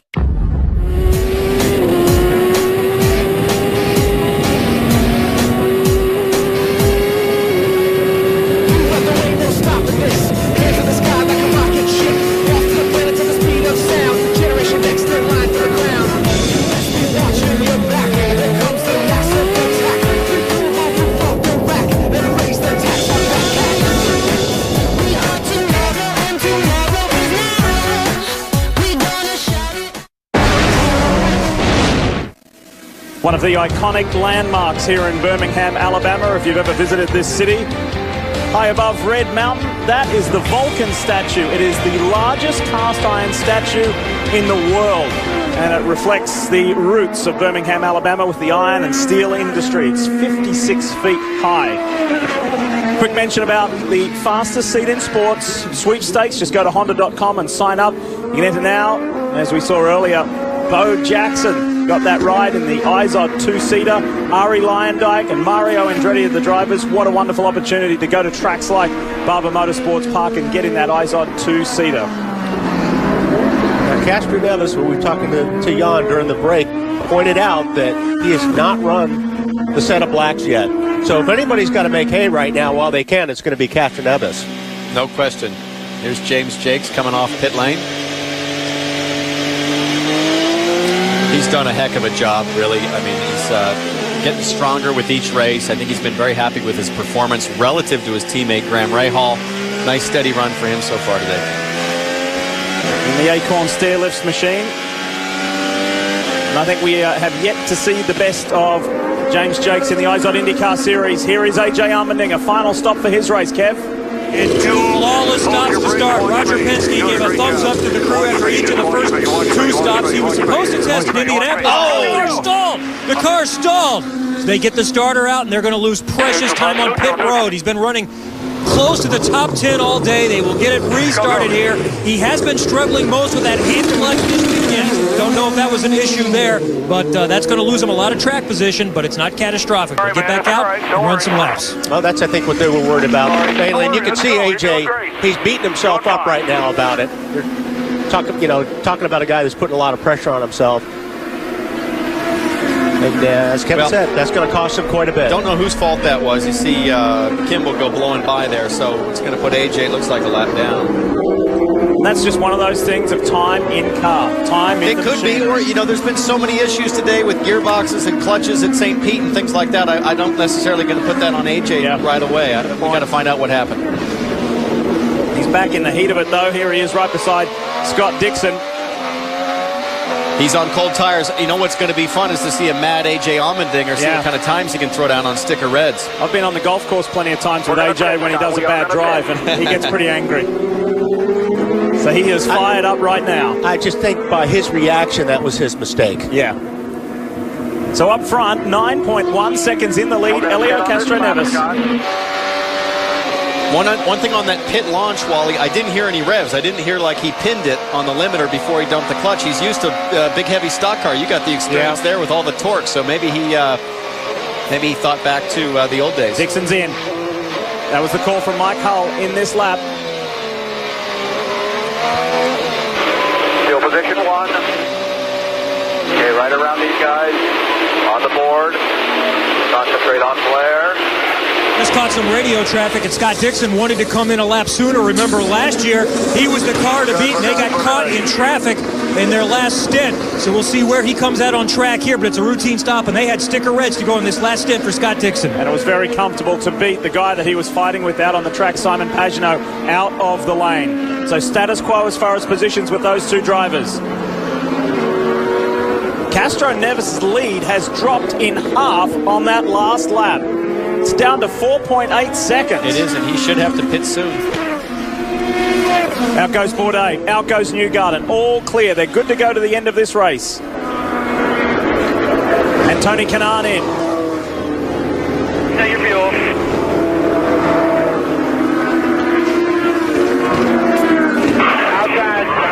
Outside.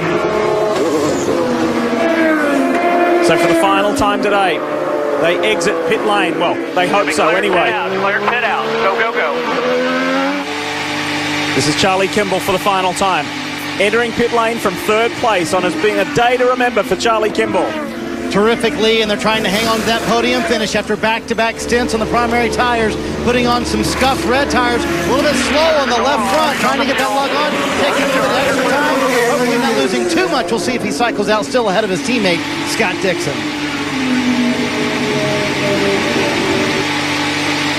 Boy, it's going to be close, Marty. Dixon is really up to speed, and I think he's going to lose that spot. Tristan Vautier, who was really in the thick of it earlier on today. They also were a team, and you may see as he swings out that Castroneves is now getting ready for his stop. He had saved, Vautier had saved a sticker set of reds. He has them on now. We'll see Castroneves go for sticker blacks. And we didn't see anything on track, and I just want to amend something. We just had a little glitch here with our timing. His lead, Helio Castroneves' lead, was not cut in half. As he enters pit lane, he's still got in excess of 8.5 seconds on Ryan Hunter-Reay, who is right there. And he's going to need that 8.5 seconds. Again, John Erickson on the radio. For some reason, he has to wait. There's something going on with Castroneves to where it's taking him longer today to get fuel, and that cost him a lot of time on pit road. Yeah, that cut that 8 seconds down to about half, Jan. Yeah. And as the guys behind him, was a quick stop for Ryan Hunter-Ray, sticker red. So this is going to be a great duel. You've got Helio Castroneves on those sticker primary tires, and you've got Ryan Hunter-Ray on those sticker red tires. Should be very interesting. Marco Andretti also on pit road. His car coming back to life here in the second half of the race. He too, sticker reds here on this last stop. We have been green since lap 7. This has been a hard, long, frantic run. And this is where the pit in and pit out really make a difference on this part of the race right here. Simona Di Silvestro in for the final time. And she has also saved herself a sticker set of reds. Sato is pitting right ahead. Remember, Sato had trouble getting away, and Simona needs to know that. They add weight, and now she's got to swing around. Just enough room for her to get by.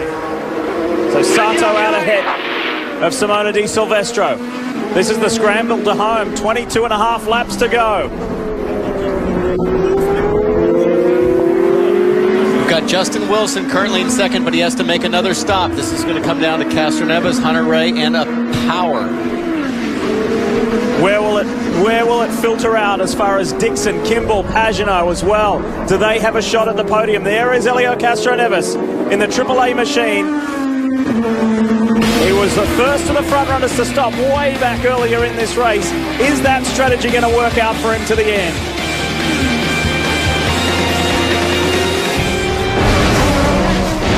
When you smoke, it affects more than just your health. I love to dance. That's something that I handed down to my family. I was pretty good at it too, before my doctor told me that secondhand smoke at work caused me to have asthma attacks, infections, and lung damage. And I never smoked. I can't work there anymore. And I can't dance much anymore either. If you or someone you know wants free help to quit smoking, call 1-800-QUIT-NOW. The crossover. We have the technology to rebuild it. SkyActiv technology makes it better than it was before. With the best highway fuel efficiency of any SUV, even hybrids. The Mazda CX-5 will be that crossover. Better, stronger, smarter. We build Mazdas. What do you drive? What do you call a machine that combines precision-engineered handling, industry-leading power, and a rider-focused design? We call it a Can-Am. From the essentials to fully loaded, you'll find that same combination in every ATV and side-by-side we build. And right now, get your own for as low as $149 a month. Can-Am, the ride says it all. I don't drive a race car every day, but when I do, it has to be ready. At the race shop or at home, that means Deltran Battery Tender. Deltran battery tenders don't just charge batteries, they automatically switch to a smart maintenance mode that keeps your battery at its peak charge. With protection from overcharging and easy to understand LED indicators, Deltran battery tenders maintain my most valuable equipment. If you can't start it, you can't drive it.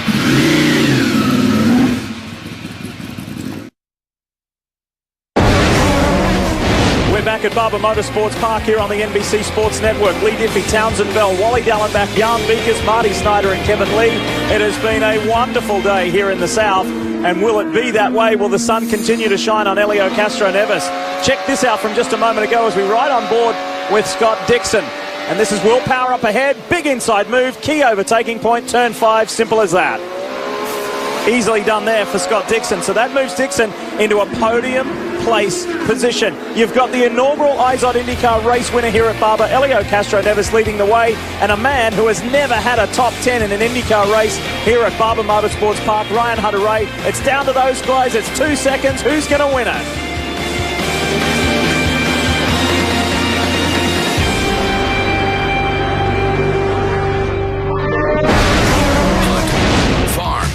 Or trail, Polaris has what you want. Legendary ATVs, led by the powerful Sportsman 850 HO. Value-minded side-by-sides, featuring the new Ranger 800 midsize. And full-size workhorses, including the all-new class-leading 60-horsepower Ranger XP 900. Polaris. Hardest working, smoothest riding. Huge rebates and low financing are available right now during the Polaris XP sales event. California is famous for lots of things. Cars and technology are just two of them. Now Mothers brings car care and technology together with California Gold Synthetic Wax. Ultra-fine polishes bring out that Mother's signature gloss and deep, wet shine, while specially formulated polymers form a chemical bond that protects your paint surface. Easy on, easy off, in the shade or in the sun. Mother's Synthetic Wax. Pure California Gold. You know what always kept America moving forward, America? Change! We didn't like the shape of chickens, so we changed them to nuggets. We grew tired of saying, "Greetings, dear friend," so we changed it to "Sup." We changed man bands into boy bands. We gotta change that back. And sports drinks were boring, so we changed that with new BioFit. A sports drink with electrolytes you can flavor your way. Change your sports drink. Change America. The command has been given. Row 1, let me know. Row 1 hot. Row 2 hot. 3 hot. 5 hot. Cars rolling. Live in-car cameras. 4-in-1 mosaic. Having your heart race as fast as theirs. Hey, good green. That's powerful. Download IndyCar 13 now, only from Verizon. Fight continues at the front. Elio Castro Neves in the AAA Penske Chevrolet versus the DHL Andretti Autosport Chevrolet. It's a race for the two at the top. However, keep an eye in the background for Scott Dixon in the Target Chip Ganassi machine as we finally see an empty and vacated GoDaddy Chevrolet for Andretti Autosport. James Hinchcliffe, his day is done. And this happened just a few moments ago. Wally, this looked like Townsend this morning at the hotel. Wally, I think he gave up on your pizza, and he's just saying, I'm going to go get some lamb lollipops. The pizza's in the truck. There's a little dining room in there. All right, back to the serious business. This is it. It's on. Dixon's coming in third. He's only 3.5 seconds behind Castro Neves. I think if Castro Neves doesn't make a mistake, it's going to be very difficult for Hunter Ray to get by. The opportunities to pass here are very slim. And it's going to help Scott Dixon close the gap here quite quickly. Here's the spot. If Castro Neves doesn't lock up here and give it away, Hunter Ray is going to have his hands full. You want to know how good Scott Dixon is at chasing the rabbit? He started 20th at St. Petersburg 2 weeks ago and finished 5th, the highest placed Honda. He is still the highest placed Honda in this race, chasing 2 Chevrolet powered cars, 3 different teams in the top 3 positions. This is good. Penske, Andretti, Ganassi, the big names in the top positions. Absolutely. And Dixon, I felt, had the strongest car and morning warm-up over the course of the full stint.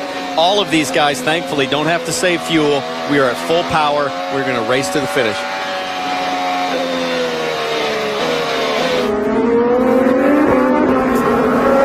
Through the final turn onto the front stretch yet again. A little further back in the pack is Charlie Kimball fighting for 4th place with Will Power. Pagenaud is right there in the mix as well. Marco Andretti running 7th. Justin Wilson in 8th. Vautier 9th. And Joseph Newgarden in 10th. Incidentally, Sebastian Bourdais, Joseph Newgarden, biggest movers in this race today, making up 12 spots from their starting position. And if you're in Castro Neves' position right now as a driver, it's very nerve-wracking. You know the guy behind you's got better tires than you do, and you've got your hands full. You're watching your mirrors as much as you're watching straight. This is a long time between now and the finish and try to keep somebody behind you. It's tough. What you have to do is give up a little bit on corner entry and make sure you get clean exits every time, laying the power down without wheel spin. And most importantly, don't mess it up under braking. If you lock up that tire going into the corner, that's going to be a big opening for the guy you're racing. In regards to Castro Neves, we talked about the fact he lost a little bit of time on pit road because of fuel. I checked with the team. They say there's nothing wrong with the apparatus. We got all the fuel. We just didn't get connected quickly enough. So that's why it seemed to take a long time on the back end of the stop. But, Marty, there was also a few issues for Hunter Ray in the pits as well. Well, his stop wasn't exactly quick, but they have certainly made up the ground since then. They put on those sticker red tires, a little bit softer. You see him trying to gain that ground on Helio Castroneves. They are not keeping him updated about Castroneves. They are keeping him updated, though, on Scott Dixon. That's the one they're worried about. He smells the blood in the water and wants to get by Castroneves sooner rather than later. Look at that move, Lee. Turn 5, Marty. Ryan Hunter Ray on the inside. Can Helio switch back? And first-class seat to Scott Dixon. He's seeing all this happen in front of him. Wow, nice move, Ryan Hunter Ray. Now, what's got to happen is Dixon is going to have a real sense of paranoia. I got to get by Castroneves. I know he's on blacks. I know he's slower, and Hunter Ray's going to disappear here quickly. Think about how desperate Scott Dixon is. Scott Dixon has been the runner-up here 3 years in a row. He's tired of looking at the winner ahead of him. How quickly can Hunter Ray escape? That's the other question that needs to be answered. Let's see if he tries to get clever here. Thinking maybe he might duck inside. No, he can't get close enough. He's going to have to wait.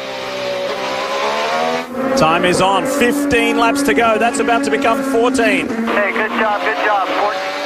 Not quite close enough to use the push to pass as far as Dixon goes. He needs to really set him up in this next series of corners, try to get fast enough to try to get the push to pass to work going into 5. That's a great demonstration of the difference in grip right there in that long duration right-hander. You can see Elio waiting. Here it is.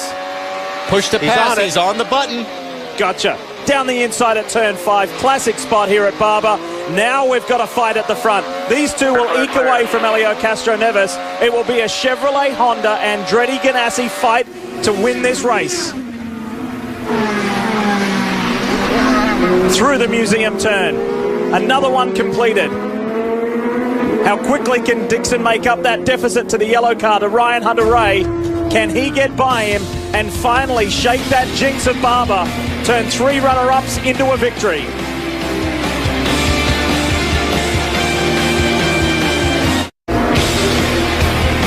This incredible racing venue created by Mr. George Barber more than a decade ago is the biggest philanthropic act in the history of the city of Birmingham and the state of Alabama. It is amazing. When he is no longer with us, we hope is not for a very long time, this will remain the property of the state of Alabama and the city of Birmingham, which is a wonderful gift from George Barber. We love visiting here, and we're going to be coming here for a lot longer through 2016, a new 3-year deal done for the IZOD IndyCar Series. We're looking at race leader Ryan Hunter Ray, who boasts just a little bit more than a 1-second lead over the Target Chip Ganassi pilot Scott Dixon.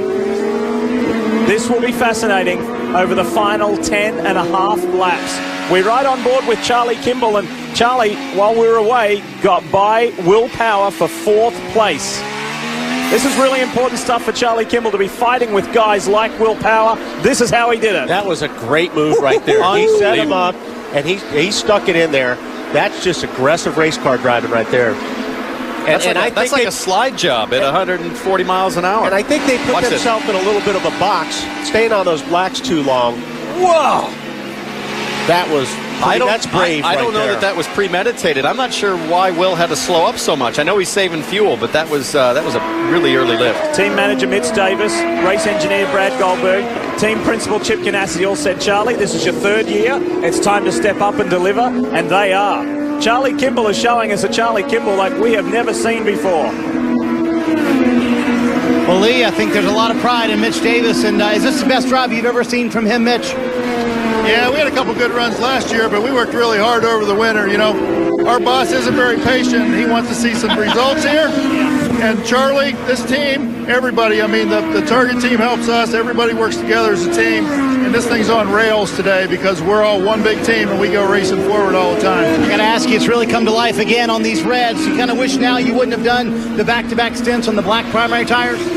Well, because we qualified so well, we didn't have enough reds, so we had to run those 2 sets of blacks, so we shortened it up as much as we could, and then we just unleashed him on this set of reds, and we'll see what we can get out of this race with Insulin, Novo Nordisk, Charlie Kimball race car. What an impressive day for this bunch. Right now, currently, Charlie Kimball, 4th, guys. And you know how deep the Kimball family Ganassi story runs? The reason why Charlie runs the 83, as we get to the battle, look at this between twin Frenchmen, Bourdais on Vautier. This is good stuff. Vautier had to yield a little earlier to Joseph Newgarden, who incidentally is up to 9th and has stormed away. And now Sebastian Bourdais wants to break into the top 10 for the second consecutive year.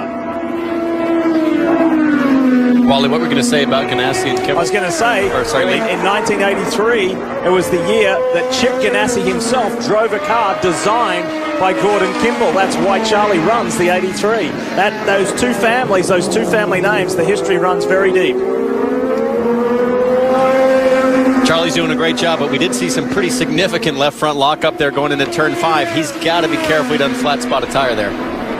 Yeah, he's got some ground. If he wants that podium, he's got to catch Castroneves. He is catching Castroneves, and I think if he keeps this pace up, he's going to get to him with about 2 or 3 laps to go. Here is your order. Only 1 second separates first and second. Hunter-Ray and Dixon. Castroneves is third. Kimball is fourth. Power is fifth. Pagenaud is 6th, Andretti is 7th, Wilson is 8th, Newgarden is 9th. Joseph has never finished in the top 10 in his IndyCar career, and Tristan Vautier, who we're watching now, is trying to keep Sebastian Bourdais, a 4-time open wheel champion, out of the top 10. Lee, we are going to see some exhausted racing drivers. It has gone green for 82 laps, 8 laps to go. These guys have got to be just flat slammed, Wally. Yeah, and you can see they're just hanging on to these cars right now. What's been great to see is the difference between the Firestone Reds and Blacks. We're seeing some difference here. It's making the racing absolutely fantastic. Brilliant, just brilliant. It has just mixed it up. On board with the Acorn stairlifts machine of James Jakes, the day has not worked out the way that he would have liked it to. But as we said earlier in the show, this young English driver has got so much potential in the Ray Hall Letterman Lanigan car, and we're going to see a lot more of him this year. The National Guard machine for Panther Racing of J.R. Hildebrand. J.R. at the moment is running in the 17th position, trying to push as hard as he can to get a top 15 if possible before the day is out. On board the Midas machine, the second Ray Hall car, Graham Rahal, and another gritty performance just like he put in at St. Pete. But frustratingly, it's not going to yield the result he wants. Graham is just outside the top 10 in 13th place. Yeah, but he was sitting, 25th or 26th when this race started, so that is a massive gain with a race that really hasn't had any cautions but that one. Yeah. He's on the push to pass there. You just saw him hit the button, try to get around tag here. Tough to really make a pass in this section of the track. And you guys mentioned the rough start to the day. 2 pit stops before we were 20 laps in for Graham Rahal and a wing change. And when I talked to him Friday, he said this car was just terrible. He said when I was steering the car, it was steering me instead of me being able to steer the car. But they have made drastic improvements on it during the day. And as you said, gritty, gutty finish today for Graham Rahal. They're trying to get close to the top 10. Won't quite get there, Lee, but nonetheless an impressive day. Yeah, Marty, he's in the same position he finished in at St. Pete. He's trying to go one better and get that 12th. Speaking of a couple of positions ahead, this is Vautier and Bourdais, the 2 French drivers, one a rookie, one a superstar. Former Toro Rosso Formula 1 driver and 4-time Champ Car winner, Sebastian Bourdais, trying to get past this rookie. I asked Sebastian about him. I said, look, I know other drivers don't like to talk about other drivers, but, you know, in the statesman position that you're in this sport, what do you think of Tristan? And he said, the kid is just amazing. The kid is seriously impressive. He's fast. I think at St. Pete, he impressed everybody. And, I mean, he is doing an unbelievable job. And he is hanging on to that car count. And he's using every curve and every inch of them. Used to be in this series, it was all about the Brazilians. That was the international flavor that really impressed us in this series. Now we've got 3 Frenchmen with Pagenaud included in these 2 guys. Where'd the French guys come up from, Wally? What up with that? Hang on, he's saying as much as he did on the GoPro course preview. At least there's no fried chicken, though. Bourdais getting very close. He's on how many push to passes left here? He's got 6 left. He's on the button now. Boom, Bourdais is on the button. Here's the RC Kohler car for Andretti Autosport, and it's Marco Andretti. Marco is running 7th. Remember, he got a podium at St. Pete 2 weeks ago. That'll be a 3rd and a 7th if he remains where he is. That's a super start to the season for Marco Andretti. He said we made a big deal about him going to Rob Wilson, the driver coach in the UK. I spoke to Marco earlier in the weekend, and he said the biggest thing is that he identified where and how I was over-driving the car. And when he brought it to my attention, it was so simple, and now it all makes sense. Does that mean something to you guys? Well, interesting to help. Bourdais off the track. Pushing too hard, perhaps. He's going to lose 3, 4, 5 spots there. Comes out behind Ray Hall, ahead of Viso. Yeah, Viso's take a little time to get that dirt and gravel worked off those tires. This is what happened down to the museum turn. He just got a little loose there on the brakes, entering the 7-8 complex. That really tricky situation. Did a great job to not spin the car. Keep it going in at least the right direction. So that should consolidate Tristan Vautier's first IndyCar top 10. Remember, he was a non-finisher at St. Petersburg. Back to the lead, and there's less than a second in it. 0.8 of a second between Ryan Hunter-Reay, this car, and the Target Chip Ganassi machine of Scott Dixon. These two guys are clicking off laps that are a second quicker than the rest of the field. It is like a qualifying lap every single time around. They are pushing 10 tenths. Now, to the advantage, Hunter-Reay has got 4 push-to-pass left. Dixon only 2. That could make a big difference here on the closing laps. A couple of our big storylines coming in here. Will the Penske domination continue? We know the answer of that. Well, in 4 laps' time, we will have confirmation of that. The other one was, this man we ride with has had 3 runner-up spots here. Could it be 4? He will go out of his mind if he doesn't win this one. Turn 5, Hunter-Reay locks up. He's feeling the pressure. So too does Dixon. Yeah, when you see somebody lock the front up in front of you, that's just like smelling blood. That just gets you up even more. I mean, these guys are running for everything they're worth. And Scott Dixon's results here have been similar to the last few seasons in the championship. As you said, second the last 3 times here, and in the championship he was within reach. Third the last 3 years, the runner-up in 2009 since his second title in 2008. Trying to pick up one more spot here today, Marty. And it's interesting, Kevin, on the radio, Michael Andretti, about 10 laps ago, was giving the gap between Scott Dixon and Ryan Hunter-Reay. About 4 laps ago, he stopped giving that gap. Sometimes drivers, right, you don't want to know the gap because the gap is shrinking. You don't want to tell your driver that, correct? Ready to go. Yeah, well, or you can look in the mirror. But you're right, Marty. You just got to try to stay focused on this thing. Some guys like a lot of that chatter. They want all that information, but there's some drivers that don't. They just want to focus in on what's ahead of them. Wally, I'm watching closely here. It sure looks like Hunter-Reay starting to slide around just a little bit more.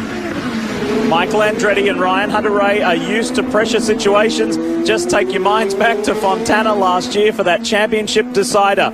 Ryan hadn't led a lap and hasn't won a race since Baltimore last year. This has been good to be back here for him, to be at the front and setting the pace. But he has got a 2-time series champion breathing down his neck in these closing 3.5 laps. Not sure they're going to catch. I think that was Saavedra in front of them, but obviously traffic can make a real play in here. Hopefully it doesn't. Yeah, I don't think they're going to catch it. We've talked a lot about fitness and the physical demands of this racetrack. Here we are with 3 laps to go. We've gone 87 laps of solid green. This is exactly why these guys ride the bike. They swim in the pool. They're lifting weights. They're working every part of their body in the off season for this moment right here. Start, finish, and overtake at off of 9. Down into 1. Just 3 to go.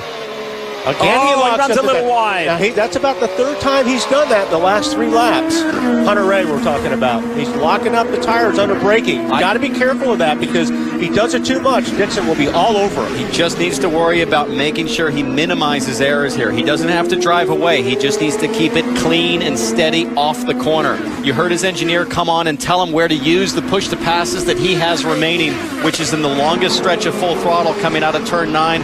Right here, we should see him on the button. Ryan Hunter-Reay said the result of his pole yesterday was evidence of the team working together with all 4 drivers. There's a great sense of unity at Andretti Autosport at the moment. Is that going to be enough to carry him through to the first victory of the new season and elevate his title defense? Unless he gets caught up here with this traffic, which I don't believe he will, looks pretty clean. It's Saavedra in 21st and Armendinger in 20th ahead. All right, on the way home, 2.38 miles to run. And Dixon, this is his chance. He's got to do something about it. Otherwise, he's going to finish runner-up for the 4th time. He's going to have to get on the button if he's going to have any chance of getting close, because Hunter-Reay's burning up his, there he goes. Hunter-Reay's burning up his push to pass. You want to hurry up to get away from the guy behind you, but you don't want to hurry up and get in this traffic ahead of you. Yeah, good point. Out of 5 for the final time. This short, fast shoot down to the museum complex. Is traffic going to come into play? Dixon's probably as close as he's been to Ryan Hunter-Reay. Half a second in it. Through these fast switchbacks, these change of directions on the run home. Is this going to be Andretti Autosport claiming the first 2 races of the new season while being the defending champions? So many years of Ganassi and Penske dominance. We are seeing the era of Andretti Autosport. Traffic will not come into play. Ryan Hunter-Reay, he's never even finished in the top 10 here. The series champion is now a winner in 2013. Hunter-Reay wins at Barber Motorsports Park. And unbelievably, Dixon finishes runner-up for the 4th year in a row. That shows you just how much it was their race. Penske, the dominance is over, but Helio Castroneves will be on the podium. This is exactly why Ryan Hunter-Reay is a champion. He had adversity at St. Pete, and he bounced back. He did that all last year. Every time things got tough, he came back strong the next weekend. Let's go to the Andretti camp. Marty's there. Well, Michael's listening to what Ryan Hunter-Reay had to say there. Boy, after the adversity at St. Pete, this was needed, wasn't it? Yeah, it's great to come back. Team did a great job all weekend, and Ryan did a hell of a job. This is awesome. So happy for DHL and with the DHL car and also Sundrop and everybody, Chevy. It was great to keep their streak going, so it was a good day. I'm sure for him it was physically exhausting, but for you, how mentally exhausting was this race? Because the strategy was all over the map.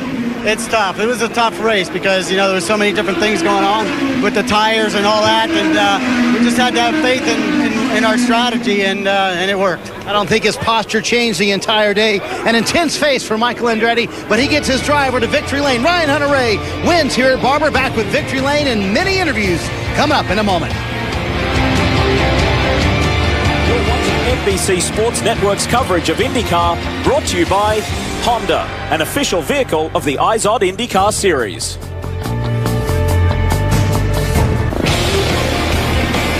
I wonder what Vulcan would think of that performance from Ryan Hunter-Reay and Andretti Autosport. What a weekend. They weren't there earlier, but they said they played a clever game with tyre preservation and planning, and they knew their plan and stuck to it for this weekend, and it has yielded the ultimate result for the DHL Sundrop Chevrolet for Ryan Hunter-Reay. What a way to turn it around, because never finishing in the top 10 here and then just bursting onto the scene with a victory as the defending champion. What a weekend too it's been for Chevy. Boys, they had the Rolex Grand Am Series yesterday. It was won by a Chevrolet powered car too. He's not jumping out of that car, I'm sure, because he's totally exhausted. Yeah. You're going to see some tired race car drivers today. What'd we go? 83 laps. Yeah, 83 laps green, straight. Around this place, that's tough. Yeah. Got to give a shout out to Newgarden as well. Finishing his first top 10, really needed a solid finish. Terrific performance, and this is just massive for Andretti Autosport. Coming into the season as champions, winning the first race with James Hinchcliffe, and now the champ, RHR, Ryan Hunter-Reay. That was hard work, but standing atop the podium is going to make it all the better. Right, Marty? Well, yeah, it's kind of hard to believe he had never led a lap at this place before today, and I think you're right, Wally. I think he was in there taking a breath and trying to catch his breath. Did you bite your lip there at the end? I mean, that looked a physically demanding race, wasn't it? Yeah, absolutely. I had a little contact there with Elio. I feel bad about it. Good thing that nobody was affected by it, but man, driving my tail off trying to stay in front of Dixon. Will did a great job staying in front of me on blacks. Not sure how he did it, but a lot of clean racing out there, and it was just great to get a win for DHL, Sundrop, Circle K, and Chevrolet. We're back in victory lane. Great way to start the season. Let's talk about how intense those laps were, and also, first of all, the pass on Elio. You said you had a little contact there with Elio, but the pass on him, I knew you had to get around him quickly because you saw the 9 coming, didn't you? Yeah, I was still inside of him, and I was still inside of Elio, and he came turning down. I just hadn't slowed the car up yet. So luckily it was kind of broadside, and we both continued on, no problem. He took the lead at that point, so his strategy is what bit him in the end. And you guys struggled here, you told me. What made the difference? Is this team maybe even better than it was last year, Ryan? I think it is. We've never had a car like this at Barber, so to do that is just unreal. But man, I'm really disappointed my wife and my little boy Ryden aren't here. We're going to have to go win many more for him, but this one's for the little boy at home. It almost brings me to tears thinking he's not here right now, but you know, it is what it is. He's going to Long Beach and all the rest of them, but this is the one that we took off. An emotional day, but a sweet victory. And I think he wants to celebrate, Kevin, but I believe he's a little too tired to celebrate. I can imagine. These guys have to be spent. Another guy that had a great drive today, Scott Dixon, but frustration because it's the 4th straight time you've been the runner-up. Let's look back to the start of this race. How much frustration is there from the beginning? That's where you lost a couple of spots. Was that the difference? Yeah, it was a bit tough, you know. The restart, I think Ryan went, then he stopped, then he went again, and you know, Will just got a bit flustered there, I think, and it, you know, kind of screwed the whole line there, and everybody got jumbled up. You know, that's part of racing. It's the way it goes. You know, we had a strong day. The car was very quick. I think we had the quickest car out there, but I'm obviously going to have to go and buy a bridesmaid dress tonight because we had another runner-up position there today. But you know, happy with the guys. We just didn't have the best of clean days, but I think we had the fastest car out there. This is the start of the race again on your onboard and getting together or nearly getting together with Power and so many others. How did you handle physically today? No yellows after the first few laps of the race. Yeah, it wasn't too bad. I think when you got a bad car, it becomes a lot worse. So, you know, we had a good car. You know, it's definitely a physical track, and with no yellows, you know, it's hard to not get a rest. We were saving fuel a little bit, which helps, you know, with the pace and the physical side of things. But congrats to Ryan Hunter-Reay. Did a hell of a job today. Good run for Scott Dixon. His runner-up finish just moves him to second now in the points. Jan? With Castro-Neves and his family, you look pretty fresh considering, but what gets you wound up is we just showed some replays of that start.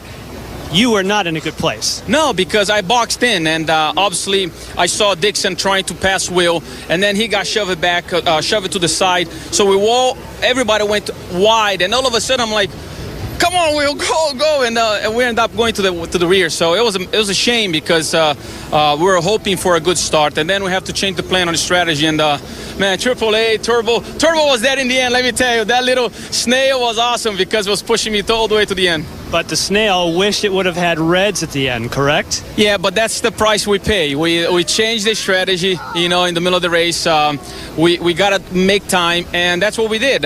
We throw it. I thought we would be able to hold on, but it was 15, 17 laps to go. It was too many laps. The blacks were a little bit tough to hold on, those guys, and at least we got a podium and hopefully more points for the championship. I don't know if anyone's told you, but you are now the points leader.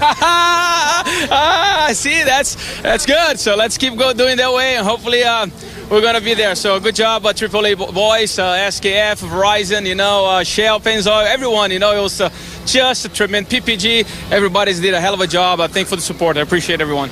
All right, let's take a look at those points, Lee. Nice job for Castro-Neves. And it's not very hard to bring a smile to Elio's face, but he did come even further to life when he found that out. Look at that. He has a 9-point buffer over Scott Dixon and Ryan Hunter-Reay, rocketing into the top 3 after being 18th coming into today. And Marco Andretti solidly in the top 5. A whole lot more after this break.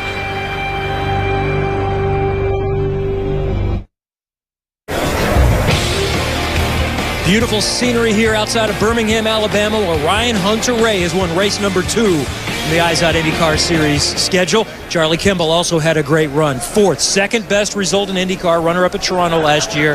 Pretty good result for you guys. Yeah, the 83 race with Insulin car has been good all weekend, and it came good in the race. The Novo Nordisk guys in the pit lane did me solid, and good clean stops, and I just had to get it done on the racetrack. And you passed a guy named Will Power on the racetrack. That's something that doesn't happen that often. Yeah, he was saving fuel at the end there, and I knew that if I could get alongside coming up the hill through 13 there, that there were so many marbles that I'd get by him. With him saving fuel, I knew I could pull away. It worked out really well, and a lot of credit to Will. He gave me racing room. He was slow there a couple laps before, so I had it set up. I was on the overtake, just used the curb to help the car rotate, and away we went. Year number 3, Chip Ganassi said it's time for this guy to win, and he's knocking on the door now. 4th for Charlie Kimball. Marty? Well, Kevin, if a fan is looking to buy tickets in turn 6 next year for Barber Motorsports Park, how's the view over there, Hinch? It's great, man. I mean, I was people watching, and I could see the back of everybody's cars. I think hey to some people?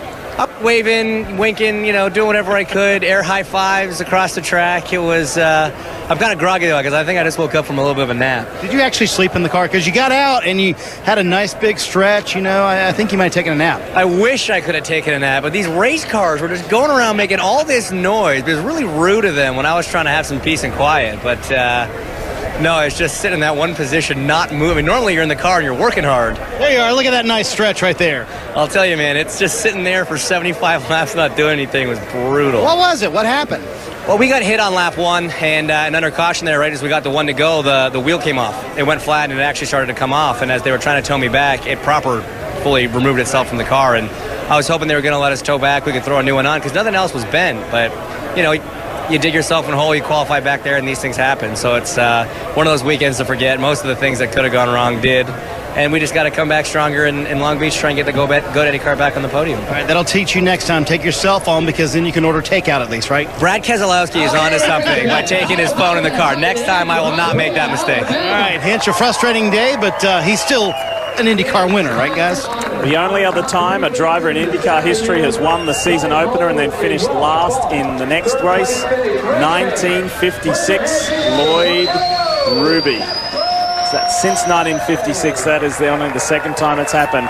It was in 67 that Lloyd Ruby did that. Little piece of history that Hinch won't really want to know about, but he is good enough humour to congratulate his teammate, part of the team spirit, and he'll bounce back at the next one. So will we.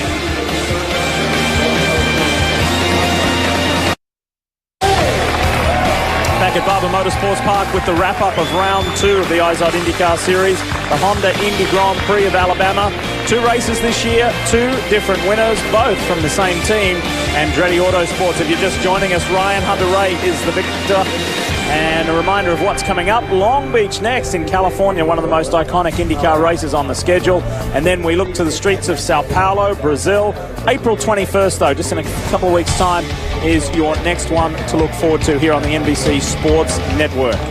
So much still to talk about. Let's check in with Will Power. He's standing by with Jan Beekes. And, of course, we definitely need to touch base with Will Power after what was a crazy race for you. And you have to go right back to the start and the restart, both on the outside of Turn 1. Yeah, the start, we had a problem with the mapping. And that kind of caught us out there. So that's why everyone went cruising by. And then and the next start, I don't think we lost any on the next one. We're about the same, kind of got caught out in the dirt. But you can see from this replay, we'll watch here, you're hung out on the outside. And what happens at this point? Get in the dirt. No, can't say anything more. I got in the dirt, man. But why did the mapping get you in that spot? Well, the mapping got me, obviously everyone swamped me there. I was like just in a bad position. If I'd gone, I could have hung with Ryan a little bit and been in a better spot. But definitely a bad start, a bad restart. So we just went for a big fuel save. And how tough is that? I mean, you made incredible fuel mileage with incredible pressure. Yeah, I was trying to keep people behind, trying to get some good exits, and I mean, Kimball made a pretty awesome move. I was surprising around the fastest car on the track, but I definitely had pressure, but I just had in my mind I'm going to get this number and going to make it as hard as possible for people to get by. Well, making the best out of a tough day. Kevin? Simon Pagenaud with a good run, 6th. Really needed that after what happened in St. Pete. You had pretty good pace, but right on the formation lap, the mechanical problem, you limped around for a while before you had to retire. How was your car today moving all the way from 13th? Well, I tell you what, sometimes a 6th position feels like a win, so it's great. Today we managed to get the car in a very happy place for the race. We've had quite a bit of tough luck until now, just like last year. So hopefully, ladies' luck has turned around. And definitely today felt like a good run. The car was fast. I want to thank Honda people for their work. They've been working really hard since Stampede, and as you could see, Honda Power was here and working. So it was pretty awesome. And the car, thanks to my HP crew. Hopefully, we go to Long Beach and aim for the win. Good run, 6th for Simon Pagenaud. He said before the season, if I've got a 6th-place car, I need to take 6th place. He did that today. Marty? Well, Kevin, I walked up to A.J. Allmendinger and said, other than the stop, it was a great run. He said, no, it wasn't. So why are you upset with yourself? I don't know. I mean, it's, all around, I felt like, the day went fairly well up until that stop. I think we got hurt to the red tires and if they'd fall off and realized in the warm-up that they wouldn't. 2 sets to a lot of guys, 3. I knew that would hurt us a little bit, but I had a good start. I was aggressive on the start. I think we got up to like 6th or 7th, and I had good speed in the IZOD Chevy, and I think it's just trying to learn nuances of how this is going. And I felt like we were probably going to finish 10th or 11th and stall in the pits. I'm not really sure why. It's couldn't give it to clean out and rev up, and as soon as I let the clutch out, it died. So, I'm going to beat myself up for a while and then go take the positives out of it. Physically, I feel pretty good about it. That's something I was really nervous about. I feel good. I felt like I could go out and do more laps and keep getting better. And at the end there, we pitted so early, we had to save fuel the whole stint, so that hurt us there at the end. But proud of everybody at Penske for all the hard work. Roger for giving me this chance. We'll go to Long Beach, be better, but I'm going to go beat myself up a little bit for this. Well, that's the good news. We will see him at Long Beach, Lee. Yeah, and we look forward to that too. And like we said, guys, in the call, it's just a matter of time in the car. He shouldn't be so hard on himself, because if it weren't for that stall, give him 15 seconds back, Wally, where would he be? But that's what makes it worse, because you were running well, and it was your first race back. You were having a great run. You make a mistake, or whatever happened on the pit lane really cost him a good finish. We have still got so much to talk about. We've got one final break, and we'll wrap things up here in Alabama on a memorable day at Barber Motorsports Park.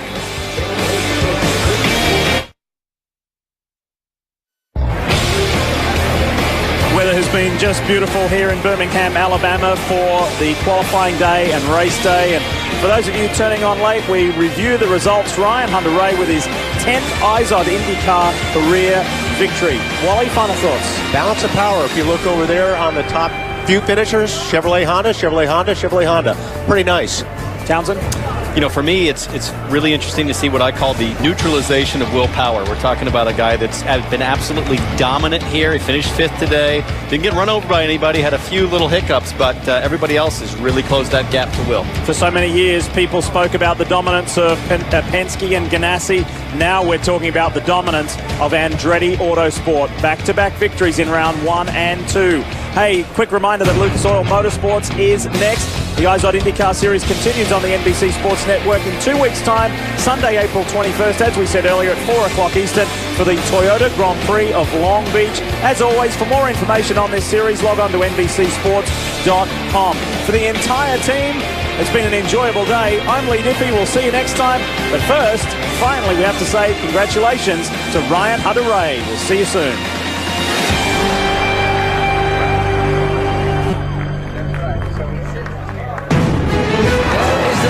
Won the Tour de France. The NBC Sports Network thanks you for watching this presentation of the IZOD IndyCar Series.